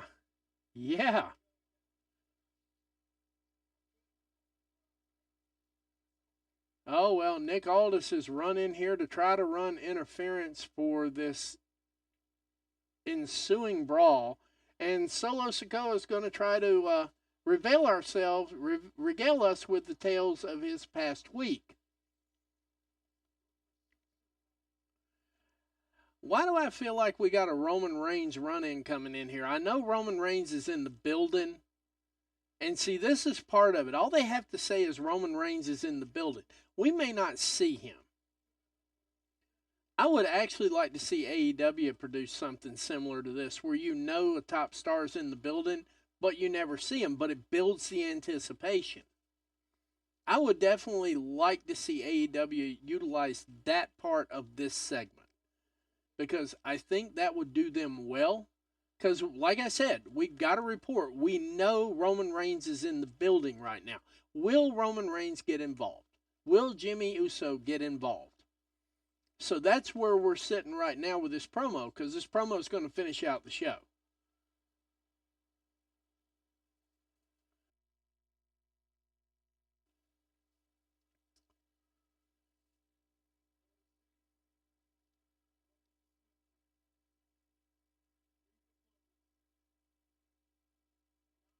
Everybody knows who the bloodline is, Solo. We don't need to be introduced to them. Thank you.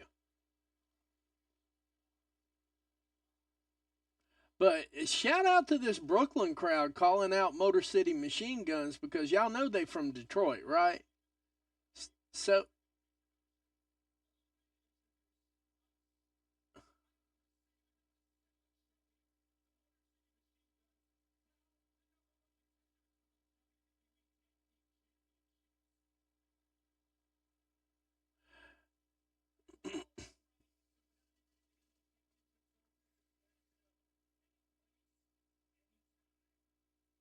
any place, anytime, Chris Sabin says.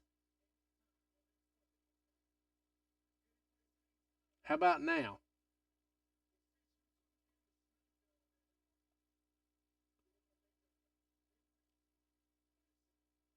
Oh, that was a cheap blow. That was a cheap blow.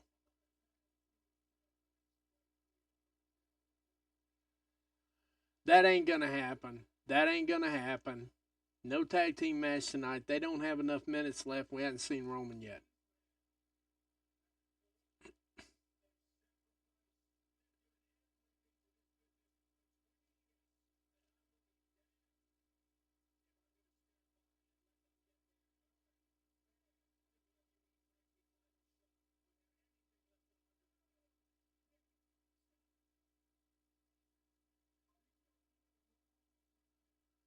Please tell me y'all not gonna talk yourselves into dicking yourself out of this tag team title. Come on now.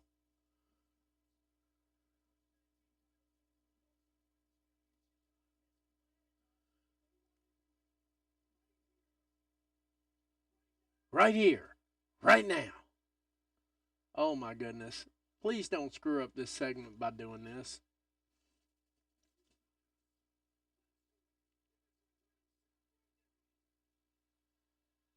Okay, this is barbarically stupid, but okay.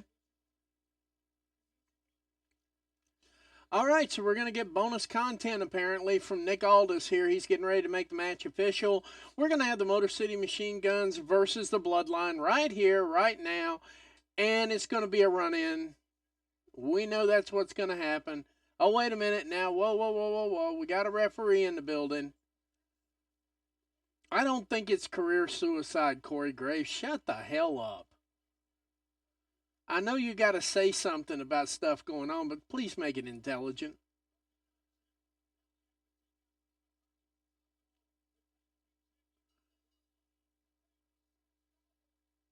Oh, you're playing with now, boys. Oh. Oh. Let's hear it for that announce crew.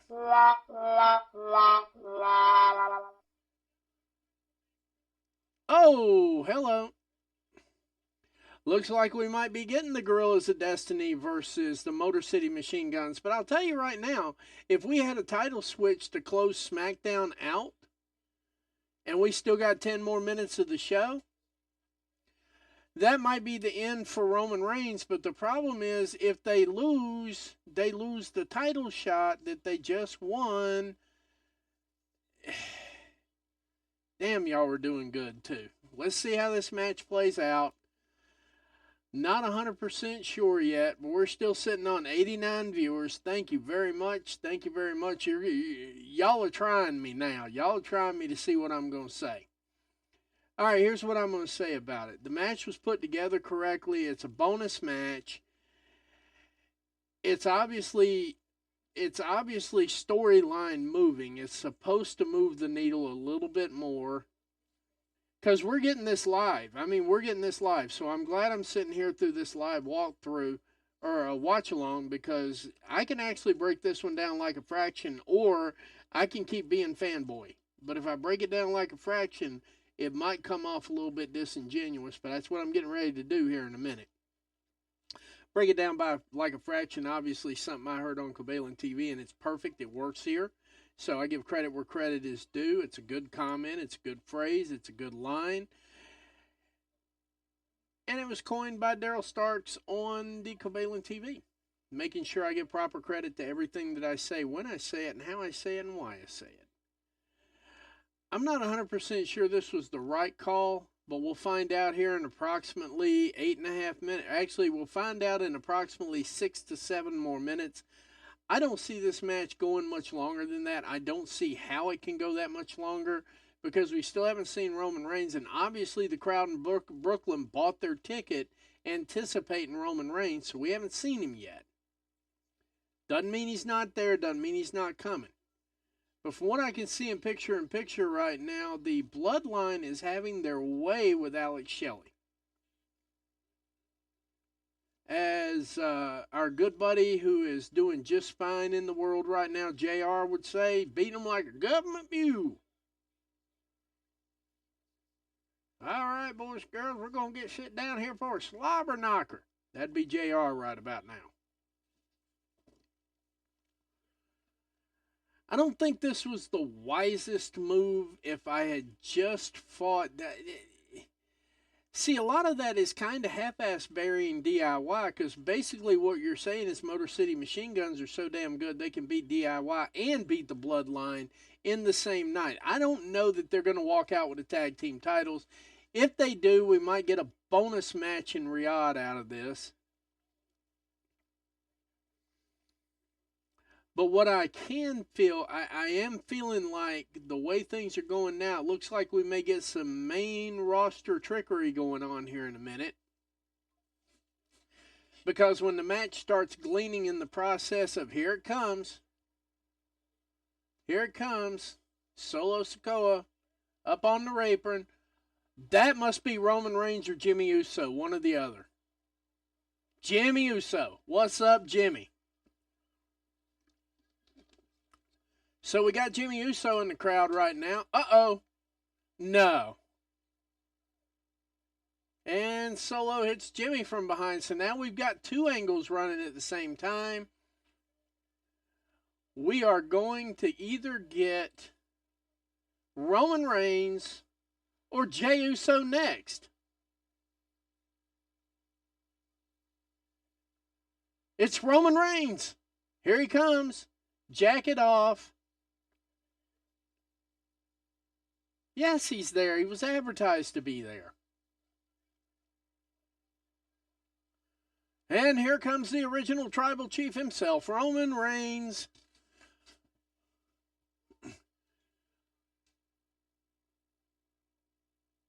There is no way they're letting this go. But now we actually have a fair fight. Oh my goodness, they're pulling this thing off. I gotta say, they got the crowd chanting OTC. The downside to this here right now, guys, is we still have the Motor City Machine Guns and the Bloodline in the ring fighting for the World Tag Team titles. And they just got the camera back to the match. We might be getting a tag title switch right here, live. We might be getting a tag title switch here, bigger than hell.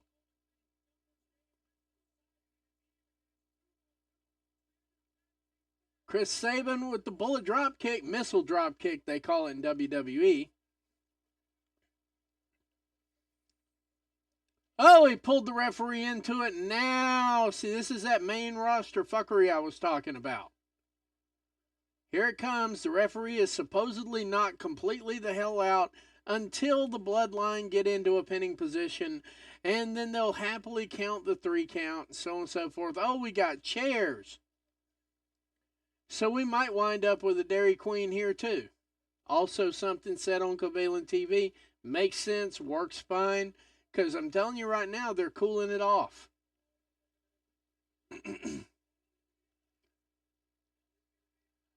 Is that Jey Uso?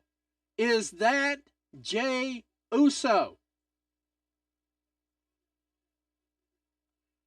That is Jey Uso. Maybe.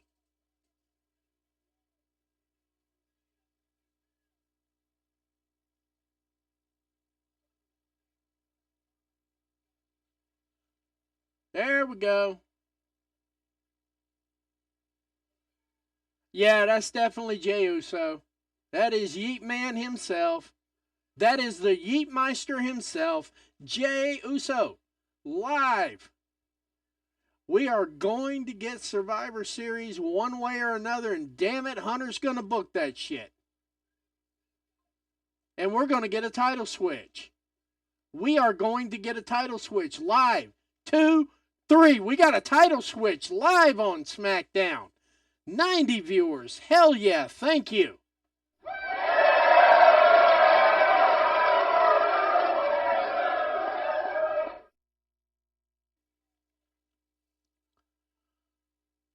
I got to tell you, man, now that is shocking television right there. That is shocking television. New champions, Motor City Machine Guns, beat the Bloodline. All the main roster fuckery did not work out this time.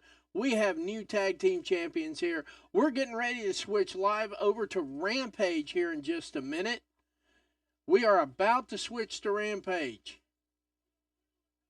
But I'm waiting till the end here because they have a bad habit of making these last minutes matter, and I don't want to miss any of it in the coverage like I've done twice so far.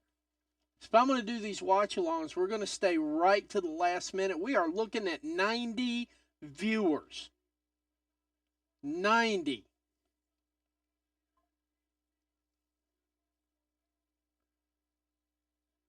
There goes the werewolf. Here's the recap. Here's everything else. Brand new champions. Who saw this coming? Anybody in the chats? I'll take it. Anybody? Did anybody see the Motor City Machine Guns coming out tonight as the WWE Tag Team Champions on SmackDown? Did anybody see it? Now, I knew they were going to be in. I knew that Jimmy Uso and Roman Reigns were going to be there. I did not see Jey Uso coming in there. I did not see it.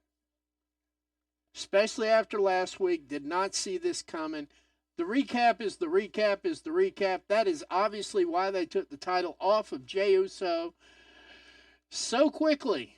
Because they're like, hey, we got this other fight you need to do.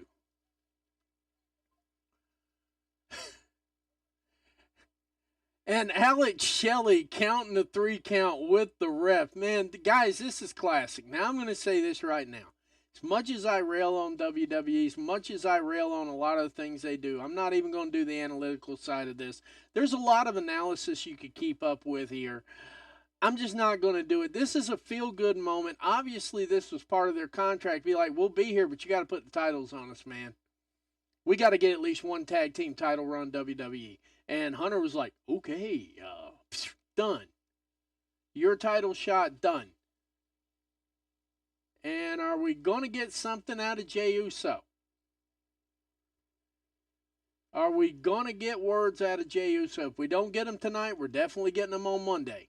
That's for sure.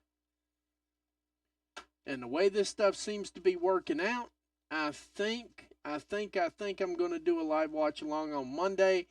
If we have the equipment, if we have the bandwidth, we're going to be on the road going up to the mountains again. So if I have the equipment and I have the bandwidth, did they get an overrun?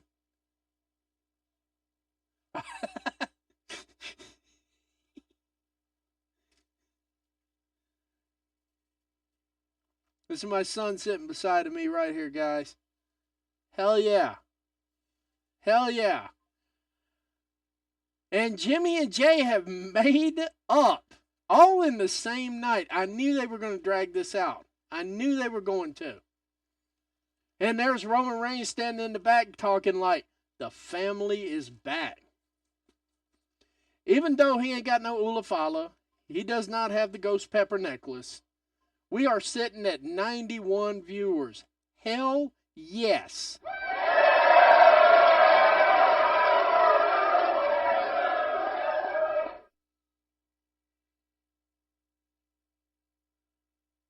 would like to join live, please and thank you. I know I missed the first minute. This is Rampage, baby. Highlight match tonight for me is going to be Nick Wayne and Ricochet. Even though the ladies match, Anna Jay's going to be cooking. Let's see, I forgot who Anna Jay's fight tonight. Somebody help me out here. I know I got it. Give me a second. We're going to get the match card here because it's Friday. And you know what that means. Where is my AEW for Rampage look? Oh my gosh. I got to be honest with you. I got caught off guard here. We got a three-way tag team match. Gates of Agony, Shane Taylor Promotions, and Undisputed Kingdom. Fatal three-way.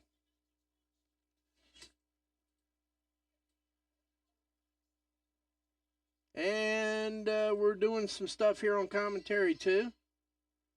Starting off a little bit slow here. Shane Taylor Promotions apparently looking like they're doing something intelligent here. Oh, come on, Lee. You can do better than that. Come on, Lee. Roll over. Hey, we're sitting at 93 viewers. 93. We are live on this watch along. We made a decision earlier in the show. I said, hey, you know, this thing's going off at 10 o'clock. Do y'all want to cover over to Rampage? Give me a hell yes. Hey, Britt, how you doing, Britt? Oh, my goodness.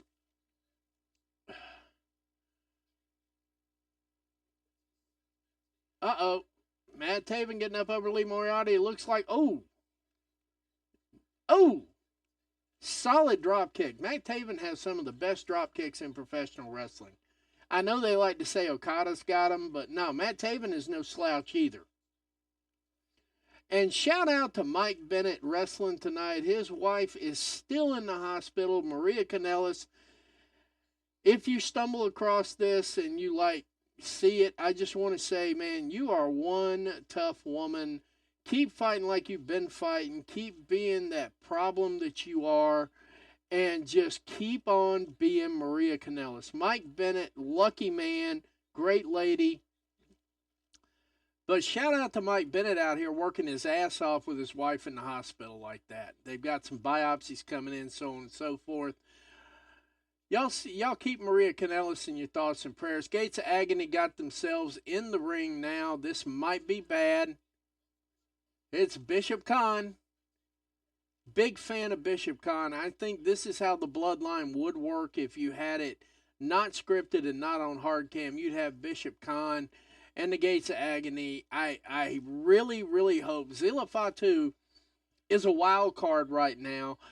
Booker doesn't know if WWE's got him. Obviously, GCW has backed off of him a little bit. GCW being the haven to give WWE candidates incoming some street value with the folks who watch other things than WWE all the time. That brings some street value to him coming out of GCW. But GCW and Zilla Fatu have parted ways, so it's a good question to think that he may be turning to the A. And if he turns to the A, we've got Gates of Agony over here. He could fill in a blank real quick. He could seriously fill in a blank on Gates of Agony. Bishop Khan gets the first 2 count. Bishop Khan currently carrying titles in other promotions as well. I think he's got a world title in one promotion so far. Other promotions are starting to recognize his athletic prowess, and they're starting to actually want to put titles on him. And he also plays the role really well. See, that's the part of this game that most people fail at. You know, that's the part of this game that most people fail at, is your in-ring psychology. I don't think Mike Bennett's going to get much on Loa here. Or Toma, I'm sorry. And Shane Taylor tags himself in the ring. Mike Bennett thinks he's doing something until he finds out he's not. He's about to find that out right about now. Oh my goodness. 1, 2, not quite yet. Matt Taven would have made the save anyway. Shane Taylor, Mike Bennett have history all the way across the board. They've wrestled in at least 8 different promotions against each other, so they've got a lot of history to work with here. Lot of history. Lot of history.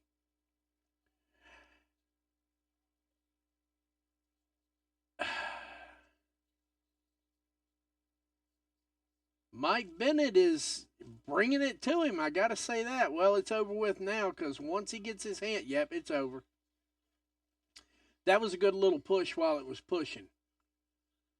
But obviously, Shane Taylor Promotions, full, alive, large, and in charge, everything. Mainly the large. Not so sure he's in charge, but mainly that.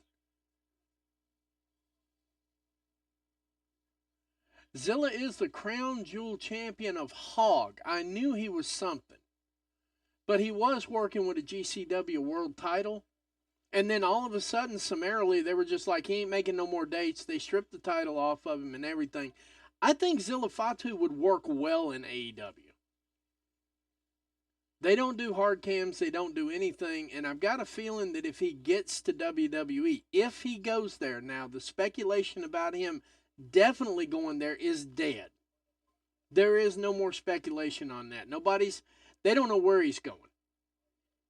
So, I mean, if that happens, yeah, I know from that last show, I didn't see that coming either, Catherine. I did not see a title switch happening at the end of SmackDown. I think, if I'm being honest, and this is not hate, this is fact, I think that Triple H is feeling the heat on his heels from where AEW is coming from. It is just a matter of time before AEW finds their fan base. It is literally just a matter of days at this point. I'm not going to say months and years and all that stuff. Okay, I will say a matter of months because we got November and December ahead of us. The minute AEW hits the Max app and those 100 million subscribers that are used to watching things like Game of Thrones, they're used to watching Dexter, they're used to watching mental gore. I mean, if truth be told, half of these people don't miss a Final Destination marathon if it came on. I think once AEW gets to Max, and in front of that 100 million viewers of people that like blood, guts, gore, and fighting, and all the sexuality that goes along with it, I think AEW is going to fit on Max just beautifully. You're not even going to need to shoehorn AEW in there. It's going to find its crowd. We're sitting at 93 people. Let's see if we can get it to 100. If we can get it to 100, man, I wouldn't know what to do with myself. But yeah, we're working right now with that. This is the slow part of the moment where everybody's getting their shit in. Basically, Taven was going to get something. This is where Shane is getting his shit in. Then Matt Taven and Mike Bennett will get their shit in. Gates of Agony will get their shit in. Then we'll figure out where the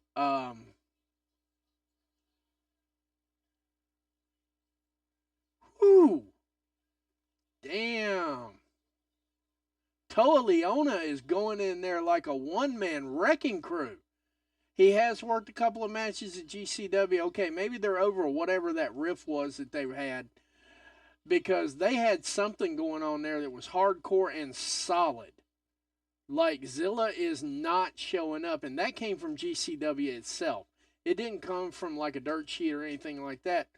Oh my goodness, watching...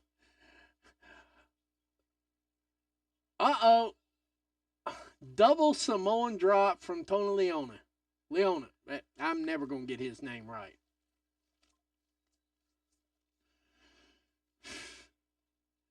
Bishop Khan getting set up.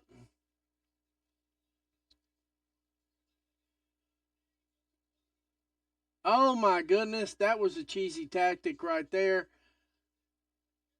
I do believe that Matt Taven has figured out how to win this match after the Gates of Agony beat the living hell out of Taylor Promotions. The Undisputed are going to pick up the win. There it is. There it is, live and in living color. Oh, you said Zilla no-showed. No, he didn't no-show. They told him not to show. I understand what you're saying.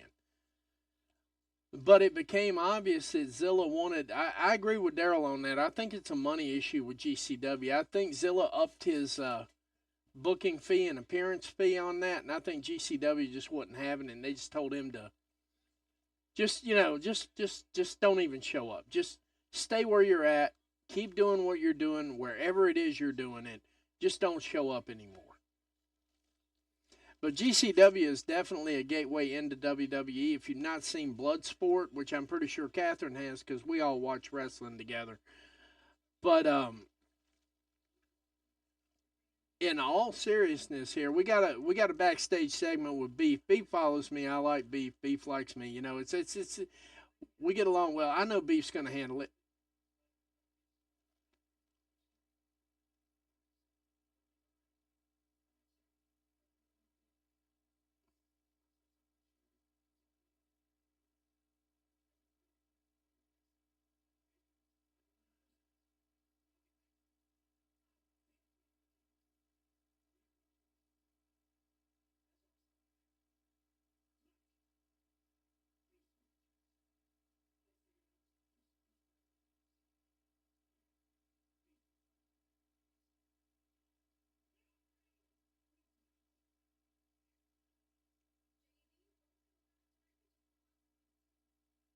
Uh-oh.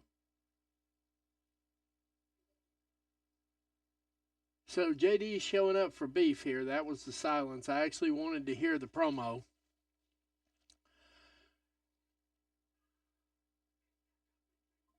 Beef's got company, baby. That's all we needed to hear. Beef's heading out to the ring right now, I guess. Let's see what we got here. I'm kind of remiss. Is Harley Cameron on the show tonight? Because I'd be shocked if she wasn't.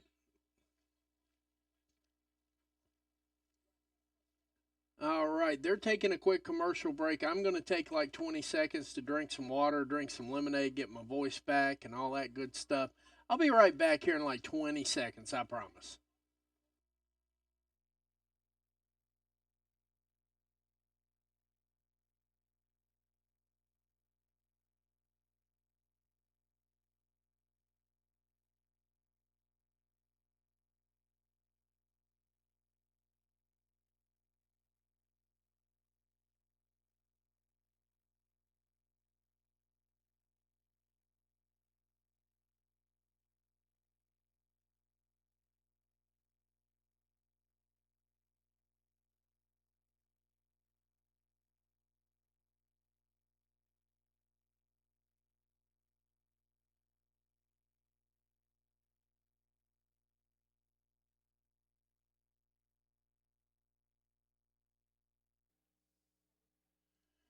And we're back. Thank you for allowing me that break. I really appreciate it. Sometimes I just need to rest my voice a little bit.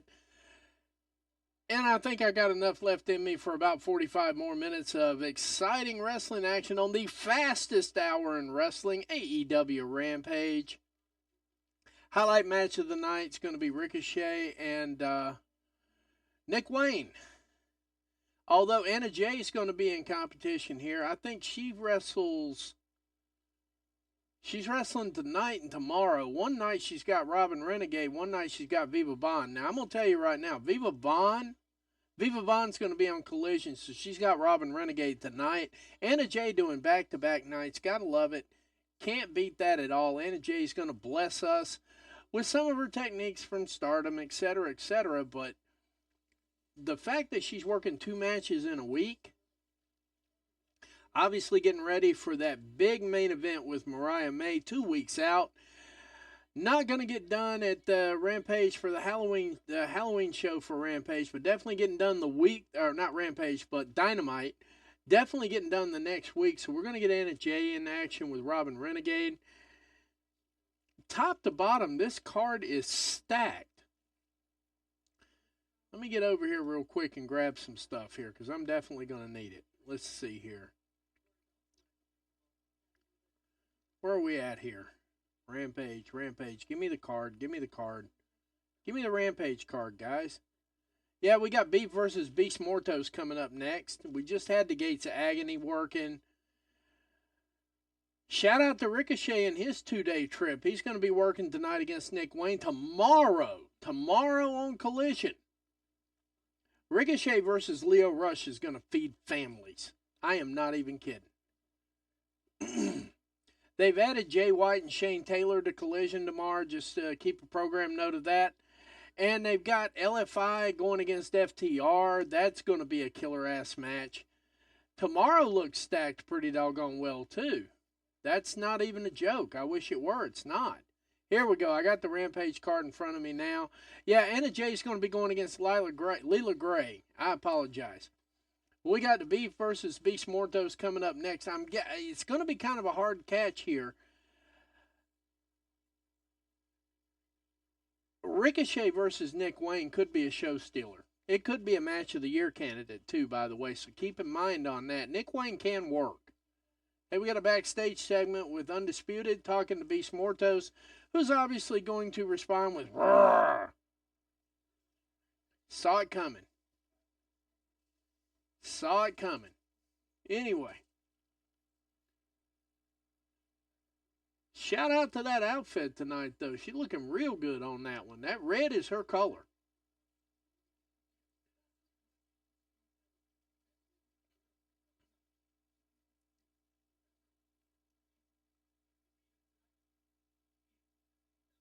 If you beat him tonight, you can eat him tonight. Mike Bennett, if you don't stop.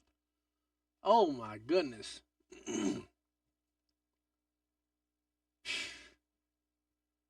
Good luck, Beast. And, of course, Beast is going to answer in Beast way. Roar. Just in case you don't know, that means okay. That's okay in Beast Mortos talk, I guess. Roar. And we're getting ready. We're getting ready to get Anna Jay and Lila Gray.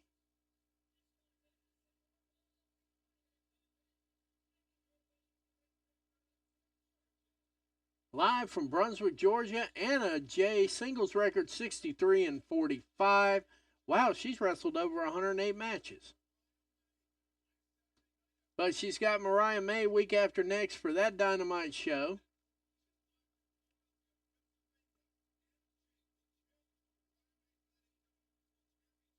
I will say that Anna Jay's entrance looks really, really, really classy. You can't beat that.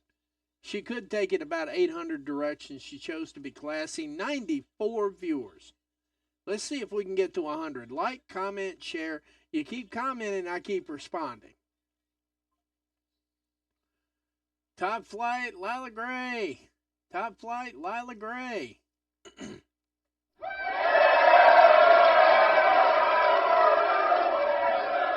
Shout out to Anna Jay.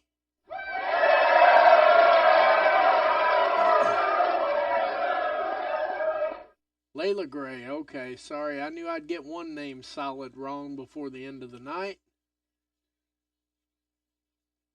Top Flight, not going to be at ringside. They're walking back. Kind of interesting, though. I think both of them came out of the face side of the tunnel. So it looks like we're getting a face-face match here.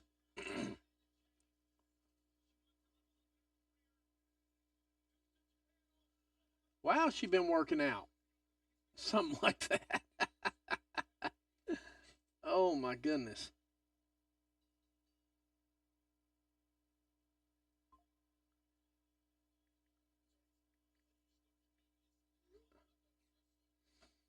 Guys, I want to tell you something. I am absolutely flabbergasted, honored, humbled to have 94 viewers on here right now. I mean that. Y'all know how to make a guy feel special for his birthday. You really do. Thank you. Oh. Anna's making good use of some of that work she got on. There we go. Shoulder tackle takedown. Lila Gray's got nothing for that. Anna Jay's booty weighs more than she does. Seriously. Nice. Nice running spin kick. Anna is really putting it together here in the ring tonight. Not that Lila Gray's not. But Anna's the one we've been watching from developmental sides. Ooh, what a minute. Oh, there we go. Something going on with Anna Jay's either selling this shoulder thing on every single match, or she might actually have a problem here. Because I noticed she was supposed to be, but she's been grabbing her shoulder in matches now for the last 4 or 5 matches. I wonder if that's a work or a shoot. Because God knows we don't need to see Anna Jay injured. That would be bad. Oh, running knee, high knee. Okay, so we can definitely say that Leila Gray's been watching some old CM Punk videos. That's where she comes up with that. Of course, that could be natural. This is the first time I've seen her work. Probably 5 months. So, yeah, they're still talking about that win from last week that where Anna Jay secured her world title shot with Mariah May. First time I've seen 1-1. So, now we're having a test of will. Looks like it's going to break down here just a little bit. Leila Gray, I've been told she's a little crazy. So, no telling what we might get here. Anna Jay with a primal scream. Ooh. What we got coming out of this? She going to finish her or what? Oh, roundhouse kick. That was actually a nice, innovative move right there. That was used to be what they called a basement drop kick, but it looked more like a missile one. Uh-oh, game over. Game over. Face plant in the mat. Anna Jay comes out with the victory. Not a bad take, too. That was pretty like 6.5, 7 minutes.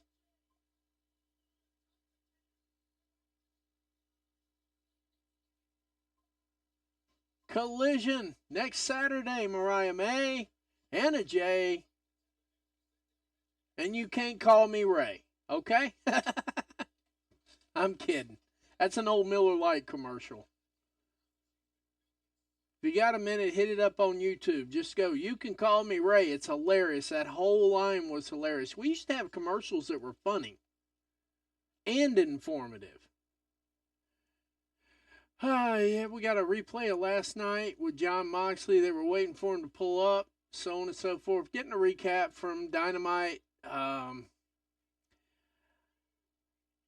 Fletcher shaving his head. That you know what? And then I saw him on AEW television today before the matches and everything. Kyle Fletcher shaving his head. That was something else. There's something I didn't see coming. So we've had a pretty busy week of let's just say wrestling things we did not see coming. Let's just go that route. Let's go that route with wrestling things we did not see coming. The Nick Saban low blow. Private Party, working it out. Private Party will disband if they cannot beat the Young Bucks. Does anybody see Private Party disbanding anytime soon? I don't. Now, I got to say this, and I'm going to say it one time and one time only. I am not scrambling for an Orange Cassidy, John Moxley AEW World Title match that involves Orange Cassidy walking out with the AEW World Title.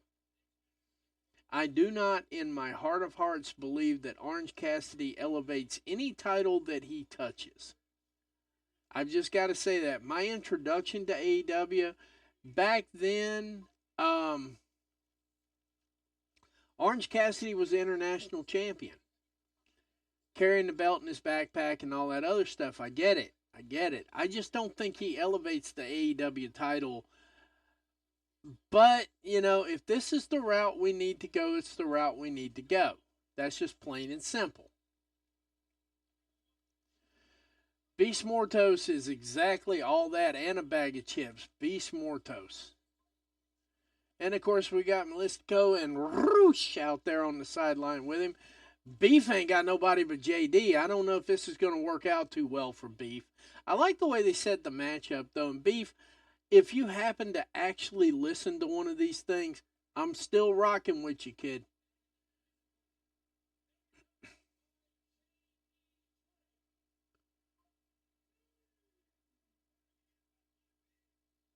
Yep. Beef is stoked, too. You know what?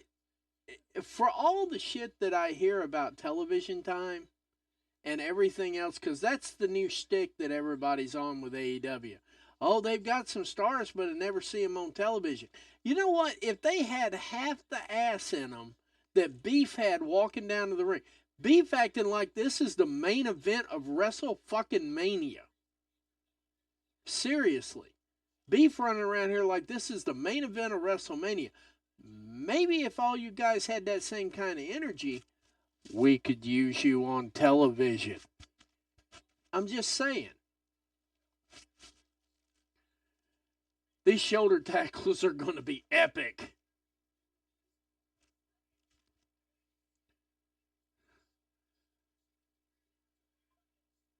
Beef is for fucking real in this match.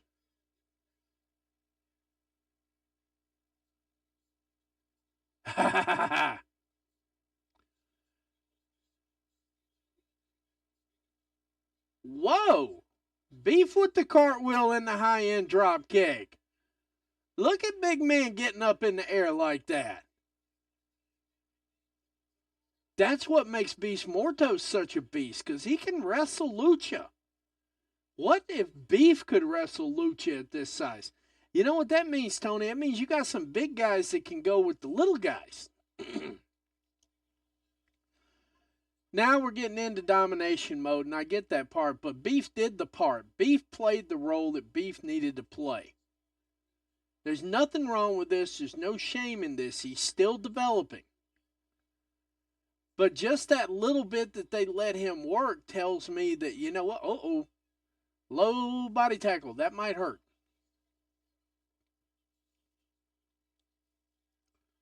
Pinning predicament. Beef just gets out of it. JD giving him a pep talk over here on the side. Oh, that looked painful. Looks like Beast Mortos hit the reset button on Beef. Ooh, power slam. I think, from based on what I can see here, and this is all I can give as opinions, Beef is a good worker. Mortos is just getting better and better. So, you know what, Conan? You follow me, I follow you. I think you're off on this one. I'm just going to say that loud and proud. I think you are way off on this. I think you're way off on Hologram. I think Hologram has a chance to do well in AEW. The way he's currently being booked. And it is clear and obvious to me, at least, that the Beast Mortos is better than advertised, too. Of course, we knew this. We were watching in Texas. We were watching the Texas matches. We were live and in living color for all this. We know Beast can go. We know Beast Mortos can go. We know Hologram can go. Because we were there. We were live. You know? It's just really that simple, guys. We were kicking it. We were kicking it live.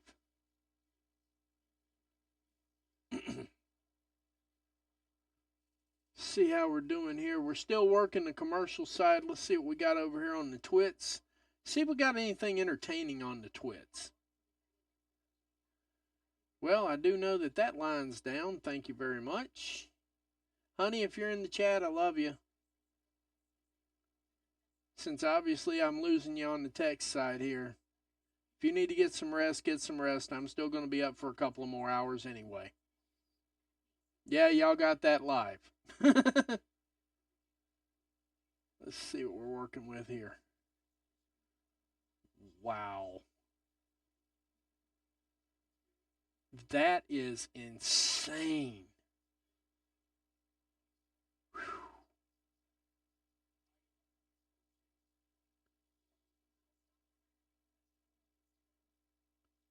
Let's see what we got here. Give me just another second.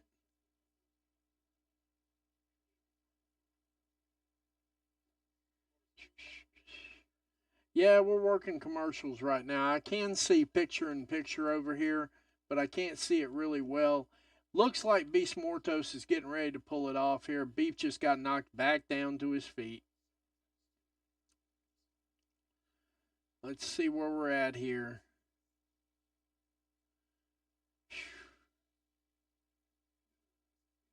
This is amazing, guys. I am not even playing. I am not even playing. I'm not kidding.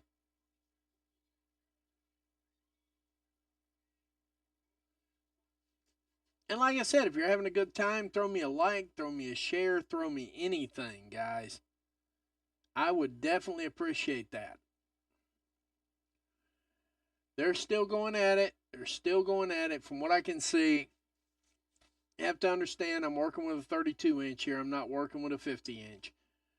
But it looks like Beef just swung at the fence and missed everything at all. Let's see here. Now we're back to just straight commercial.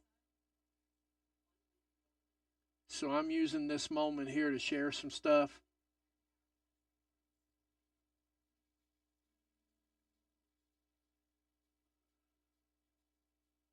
And we are sitting at 97 viewers. Thank you for the likes. Thank you for the shares. I really, really, really, really appreciate that. Oh, wow. We're about to hit 100 viewers in this mug. We are about to hit 100 viewers in this mug. I'll be right back.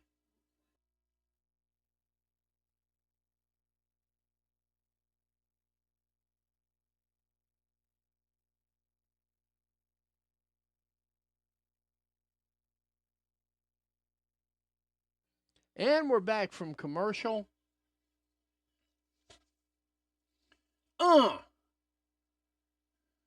Beast went all the way down to Guadalajara, Mexico for that shot.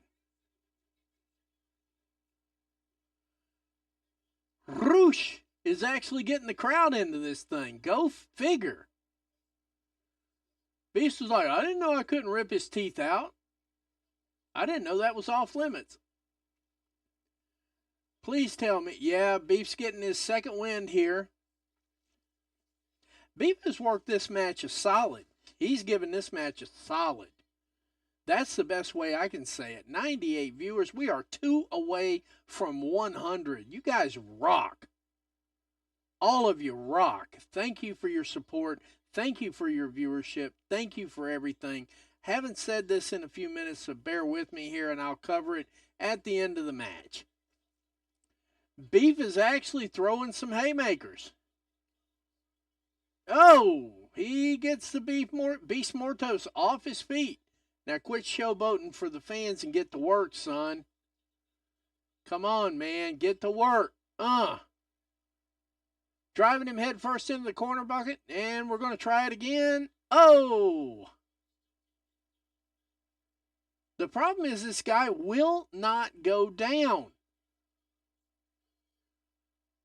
I mean, that was a good head of steam from a 350 plus guy running I forget what they call it. It'll hit me in a second, guys.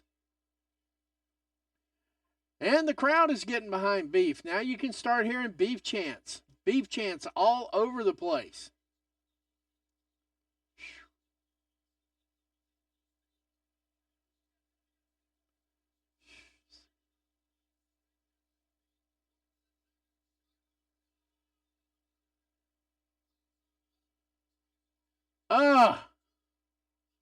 Beef kicks out at the last minute. That camera work on Beast Mortos' face is absolutely classic. Goodness gracious alive.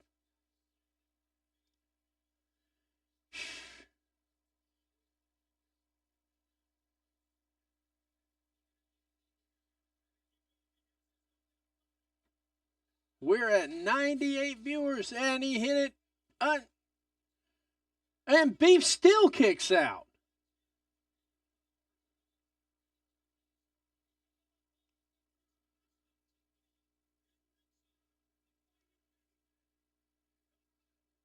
Ooh! Insecurity from Beef. Are we going to get a 619? Oh, no. Just as bad, though. Flying crossbody over the ring rope. Beef's getting up to the top rope. We got the referee distracted. Now Roosh is going to get involved. Main roster fuckery wins again. Beast Mortos about to put this one away. For real this time. One thing I will say, it's very Whoa, we just hit 100. And the Beast Mortos. One criticism I will offer for this match, and this is not really that big of a criticism, but it's something we need to pay attention to. Tony, when Beast Mortos is working with these bigger guys like this, we're going to have to find a little bit of a different protocol. That finishing move right there was a little bit nerve-wracking. I thought he might have dropped him on his head. I could be wrong. But now they're selling the post-match angle here, and Roosh has got Beef locked up in the rope, and JD's trying to figure out if he wants to go in and get him some. He hadn't quite decided yet, but Beef is there all by himself. JD was going to try to get in the ring. Beast Mortos holding him off. Now Roosh has got JD in the lariat. Got him in the choke. Yeah, you was going to get involved with it, whether you wanted to get involved with it or not, but Roosh comes through. Beef is out. JD is out. Everybody's getting triple team. Pause. That is something. Now he's getting beat with it. 101. We've got 101 viewers. Hell yeah, that's what I'm talking about right there. Boy, this is looking tough. 101 viewers. Guys, I'm going to take a picture of this. I didn't think I'd ever see anything like this. That's how excited I am. You guys rock. There's my girl, Harley Cameron.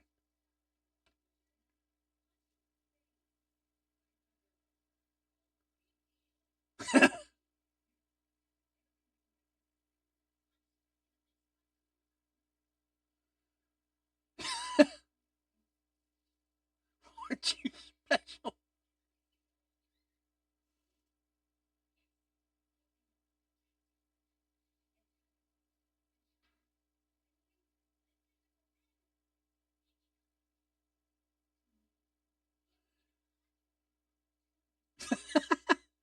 Harley Cameron is just something else. Harley Cameron is a once-in-a-generational talent. And she just happens to look good doing it. That's just all there is to it. She is a once-in-a-generational talent when it comes to that mic. We have not seen this much entertainment. I personally have not seen this much entertainment. Pretty damn close to about 15, 20 years since I've seen somebody who could be that athletic, that talented. I mean, the looks part, don't get me wrong. I mean, she's an attractive woman. I'm not going to lie. But I'm married. I'm very happily married, so I don't look at it that way. But if we were going to call once-in-a-generational talents, we keep throwing that around like it's something. But I will tell you right now, Harley Cameron is a once-in-a-generational talent. And they are going to give Nick Wayne and Ricochet 15 minutes minimum to work this match. So we are about to get treated. Guys, I'm going to take about a 20-second break here to rest my voice because this match is going to bang in about 900 different ways. Pause. I'll be right back.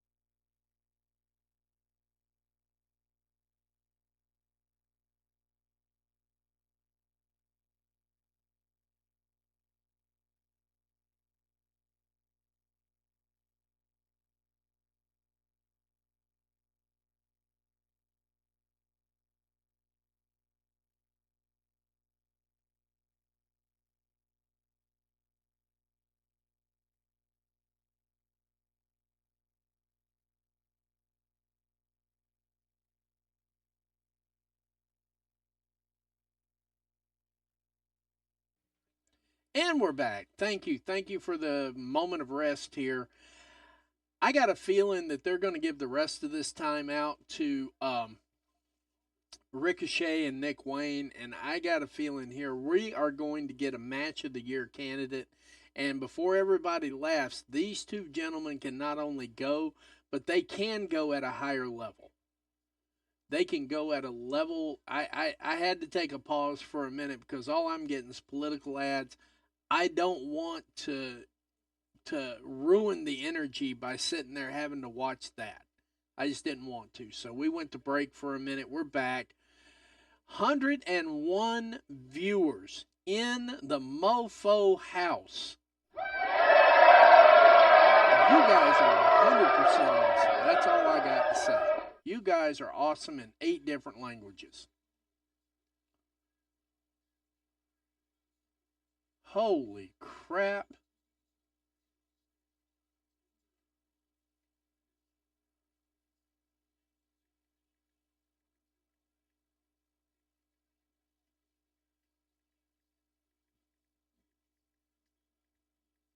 And they're getting ready to come up live right after us, too. 106 viewers. Damn. Thank you. 106 viewers. Wow. Thank you very much. After this, after Rampage, after I get off the stream and everything else, stay put. Stay put. We got some good action coming from at the Covalent TV. And if you have not seen these two gentlemen work, you are cheating yourself. That's all I got to say. If you have not seen these two guys work together, you are cheating yourself.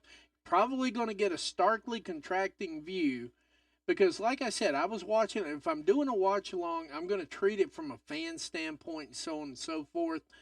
I'm going to give you some analysis. That's for the analytical show that's going to be tomorrow. After Collision, you know what? We're going to just do a live watch along on Collision too. Why the hell not? Because that seems to be what's working right now. That seems to be the way everybody wants to see me work, so that's how I'm going to work. We got Ricochet coming down the ramp right now. He's getting ready to work 2 matches this week, and this is just the start. He's got Leo Rush tomorrow. Before that match even takes place, I'm calling it a cheat code. At the very worst, this match is going to be a mini cheat code. That's why I wanted to rest my voice. I wanted to have all the voice going for this match here. Wanted to have all the energy, bring everything that I got for this match, because I'm damn sure Richard O'Shea is going to bring it. Also a coined term by at the Covalent TV. They are entertaining. They are analytical. They bring you those facts, data, and statistics. The Covalent TV coming on live right after our watch-along show. Be sure to put a lookout for them. I'll be sitting there shouting them up just like I've been shouting myself up. Okay? They're going to get the same energy that I'm giving myself. That's how much I believe in their program. Their analysis is top-notch. They're never even really wrong. I mean, they're on the right track. They're on the right track 150% of the time. Their takes may be a little bit off, but not even that much. In fact, I don't even think I've seen them make a mistake like some other podcasters do. And when they make a mistake, much like I made a mistake with the Motor City Machine Guns in their presentation, I came right on this stream and I said, guys, I dropped the ball in my assessment of that. I thought they were going to present the Motor City Machine Guns one way, and it turns out they put a rocket on them before they even got in the building. See, I was wrong about that. It's okay to be wrong. There's nothing wrong with being wrong. It's when you're wrong and you lean into it, JD. Anyway, I had to get my one shot in, guys, because here we go. Ricochet and Nick Wayne. Bell has rung. They're circling the ring. They're filling each other out. And there's the lockup. Ricochet's going to win this match.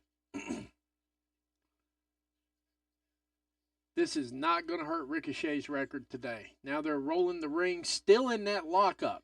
You see, a tie-up tells you an awful lot about how the match is going to go. Now, when you heard me say, oh, Ricochet's going to win this match, there's something I'm always looking for in a tie-up. And whoever asserts dominance immediately in the tie-up, 9 times out of 10 comes out ahead. So if you want to understand why in the world I said, well, Ricochet's going to win this match, you learn a lot about the tie-up. The tie-up tells you, when they lock up, that tells you everything you need to know about the match. It tells you about the energy. It tells you about the ring psychology. It tells you everything. And in that one little short thing, I read the match. It's not hard to read the match. So Nick Wayne wants a do-over. So we're going to do a do-over again. No bell ring or anything like that. Oh, God, they got Aubrey in here as the referee. But now, shout out to Aubrey. Aubrey's been doing really good about not putting herself over in the matches. And it's always good. I think she's a good ref. Don't get me wrong. She's well animated. She sells the stories. She does really well keeping the interest in the stories. It's just for a short little while there, she started putting herself over. Here we go. Ricochet with a tackle, hip toss, into a headlock. We're doing a couple of rest moves here. This is what you call a rest move. We're doing a couple of rest moves in this thing because we're definitely going for the next 12 minutes. Quick rollover, Ricochet gets out of it. He's trying to get him out of the headlock. Pinning predicament, usually a way to get out of the headlock. Ooh, boot to the midsection. And as good old JR used to say, you know what? You can't work out your eyes. And he's right. So when they start doing the eye gouging, you can lift all the muscles you want to. There's not a muscle you can lift to make your eyes stronger. So, yeah, I mean, that's just traditional stuff. Whoa! They're calling it in the ring now. That tells me a little bit of something about Nick Wayne that I did not know. They're calling the moves live in the ring, and Nick Wayne is hanging right with Ricochet. Nick Wayne, in and of himself, is a star. Oh! Oof! Boot to the head. Oh! Back on his feet. Uh-oh!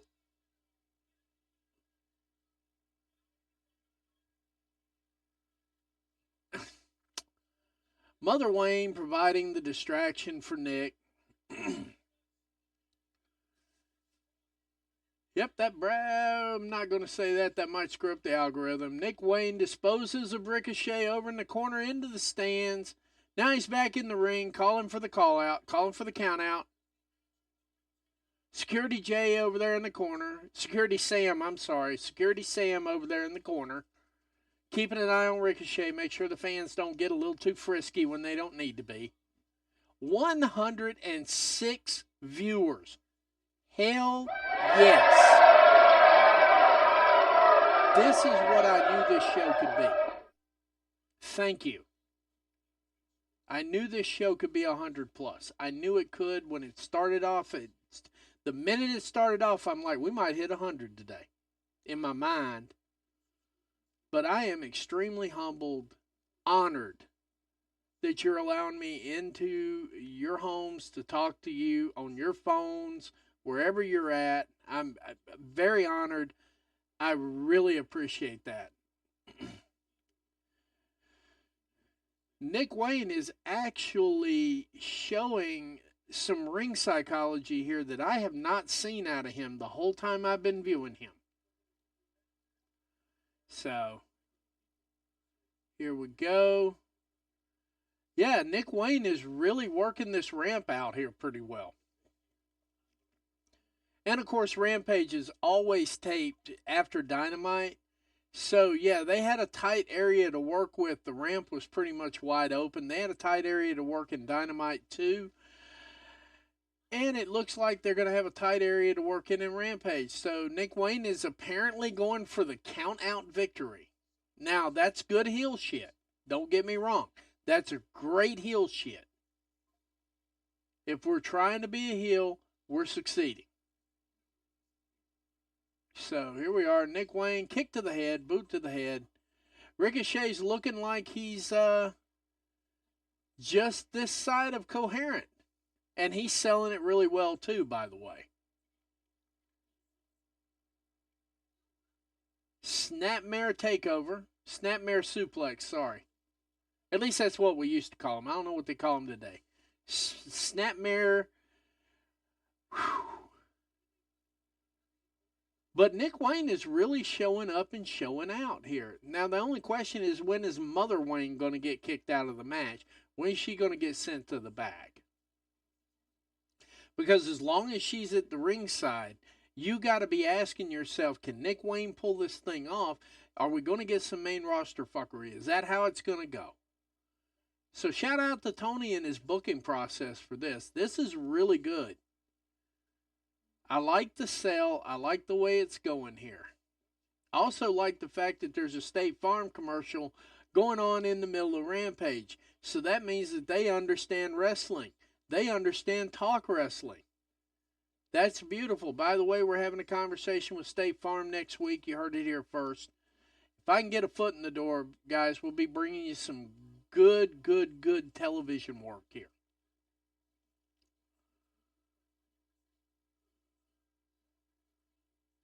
Nick Wayne is actually dominating this match the best way I can see it. This has been a night of surprises, guys. This has really been a night of surprises. I am happily shocked to be surprised. This is the first weekend in a month that I can genuinely say I don't know what's going on. Now, I said at the beginning of the match Ricochet's going to win it. That's just because I can read the tie-up. I can read the lockup. Damian Wayne Costal taught me how to read that. If you want to, follow him on Facebook. He does not have a Twitter page. Damian Wayne is quite possibly one of the most giving wrestlers, ever that I've ever met. He will actually sit down and break matches down unbiasedly. No bias in his breakdowns. So a lot of the education that I got on actually how to classify matches, I got from Damian Wayne Costal. I have no problem. Good friend, been a long time friend, 15 years. I've met him in person. He's met me in person. As great a guy in person as he is online. Ricochet with that fly, and oh my goodness, he's like, here, let me check my look. Now see, this is what was missing from the WWE Ricochet. It's going to be a kick out. We still got 6 more minutes to go. They're going to give him the whole, they're going to give them the whole night, and this is turning into a cheat code. This is really turning into a cheat code. Nick Wayne has not worked sloppy. Now, the one criticism that I do have of Nick Wayne, when he's phoning it in, you know he's phoning it in. But he's on the stage with Ricochet right here, and Ricochet is managing to bring a match out of Nick Wayne that I can honestly tell you I have never seen. Now, do I think Ricochet's still going to put this together? I do. See, there we go. Nick Wayne going to the eyes. Going to the eyes. You can lift weights till you're blue in the face. You cannot make your eyes stronger. You cannot do it.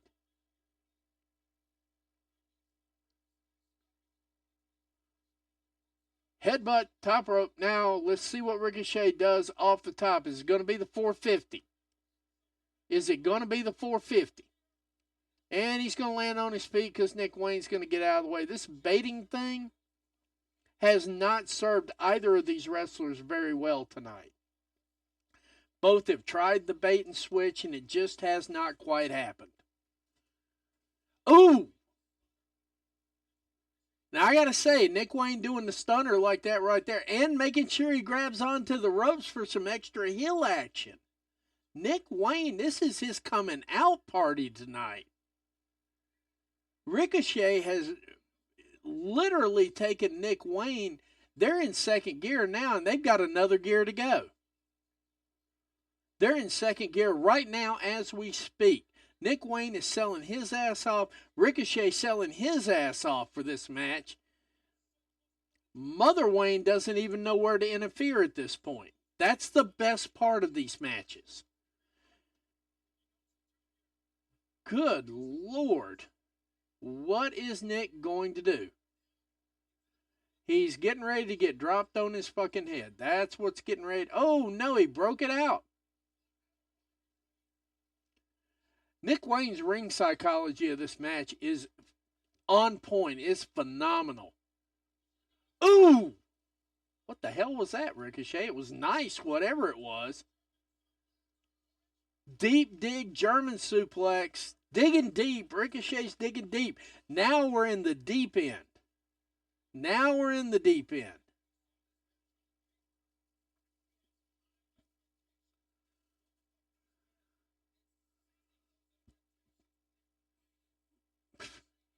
I have impossible expectations for this match, and they're meeting them. I literally had impossible expectations for this match. This Ricochet, this Nick Wayne thing here, this Nick Wayne ring psychology thing here, I'm sold. Sign me the hell up. Now, for those of you who say Tony Khan can't book, if you watch this match and tell me Tony Khan can't book, you're an idiot. I don't care. Bring the hate. Bring it all. I haven't even had my Rage Watchers tonight yet. That would be awesome. If I had my Rage Watchers, we'd be close to 136 viewers right now. That was a move. Are we going to get... Uh-oh. That was a destroyer. And Ricochet. This match is just selling on all levels. This match, if this were a 10-cylinder engine, we're hitting on 12 cylinders right now. I am not even joking. And Nick doing the right things when he's supposed to. What is it about Ricochet that just brings these matches out of his opponents? I'm dying to see Ricochet and Kyle Fletcher now at this rate. I want to see what Ricochet gets out of Kyle Fletcher. There we go. Game over. Do you know those last 5 minutes went by so fast I did not even... We're at Overrun City here now. We're getting ready to hit Overrun City. Hidden Blade. Tell that story, Ricochet. 3 count. Ladies and gentlemen, before we start getting ready to close this down, I can tell you right now, it would be remiss to say none of this would be possible without Freshen Up Energy and Cosmic Snacks. They have been a good partner. They're great sponsors. Take a minute, look at their portfolio, look at their offerings, look at everything. Ricochet winning this match with a Hidden Blade was an absolute dead stare-off at Will Ospreay. That tells me we're going to get Will Ospreay and Ricochet again. Now, I'm surprised he hadn't shown up. Oh, Konosuke Takeshita is showing up now. We're getting the stare-off right now. See, this is why you got to watch Rampage, guys. You got to watch it.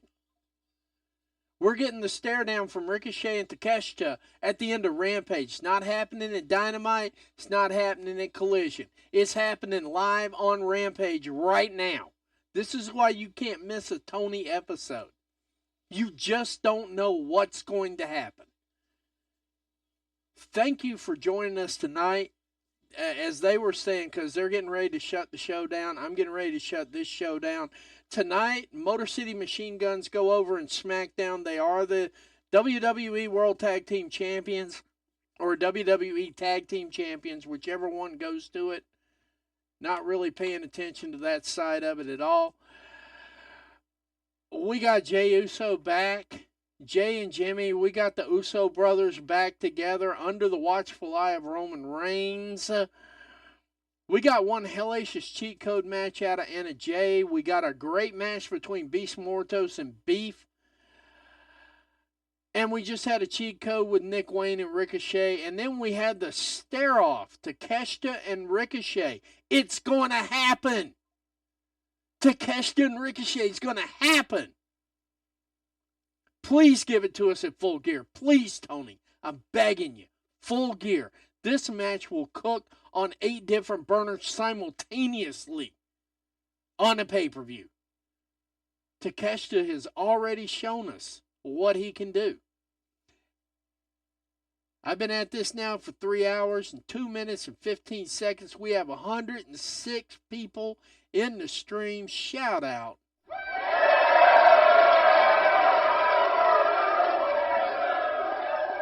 But for now, I definitely want to say thank you for watching Graps TV and The Sicko Show. I've been your host, The Matty Man.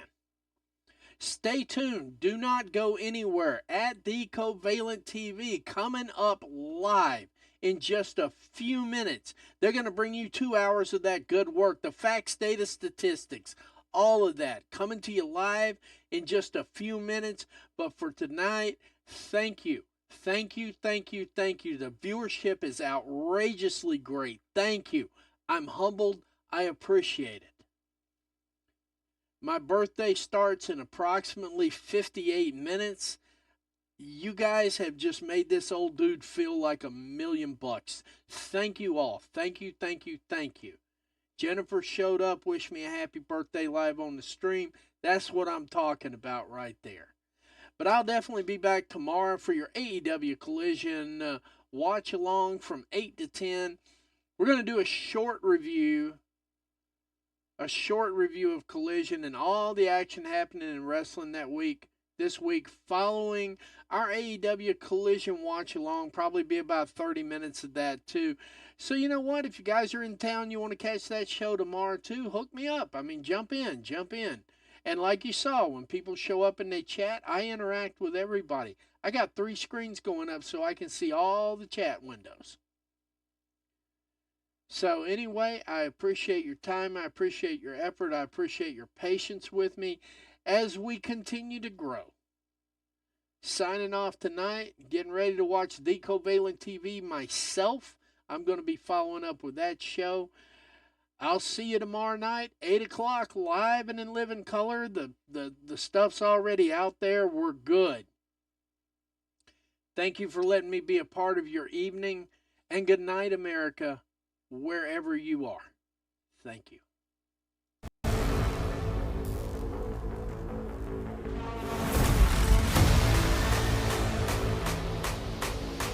Let me tell you something. Someone has to be responsible. So I will be responsible.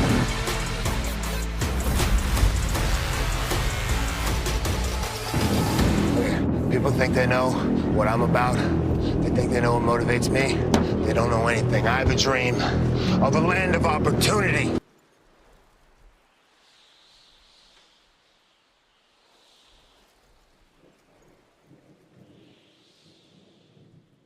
Wrestling gave me everything I have in the world. I want that for other people.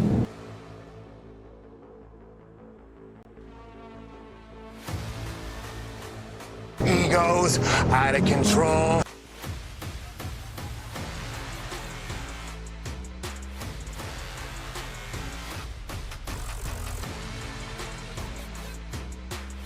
I will burn down the forest to plant a new one.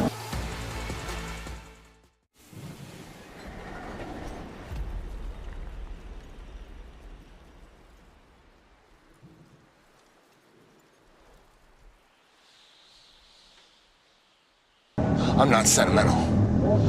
I will do what has to be done. We will do what has to be done. We can see a better future, and we will make it happen.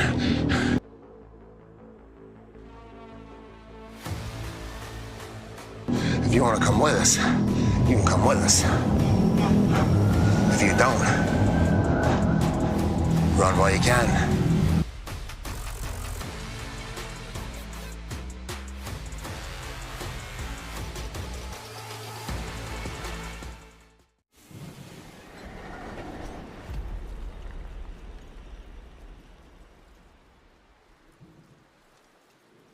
What is the new paradigm? It's very simple.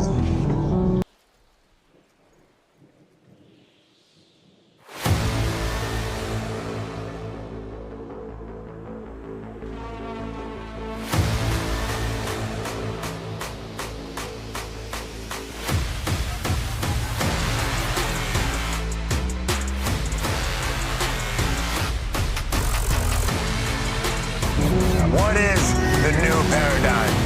It's very simple.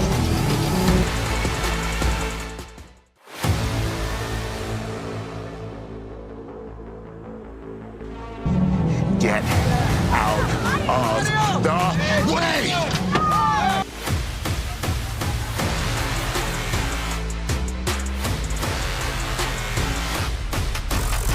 Let me tell you something. Someone has to be responsible.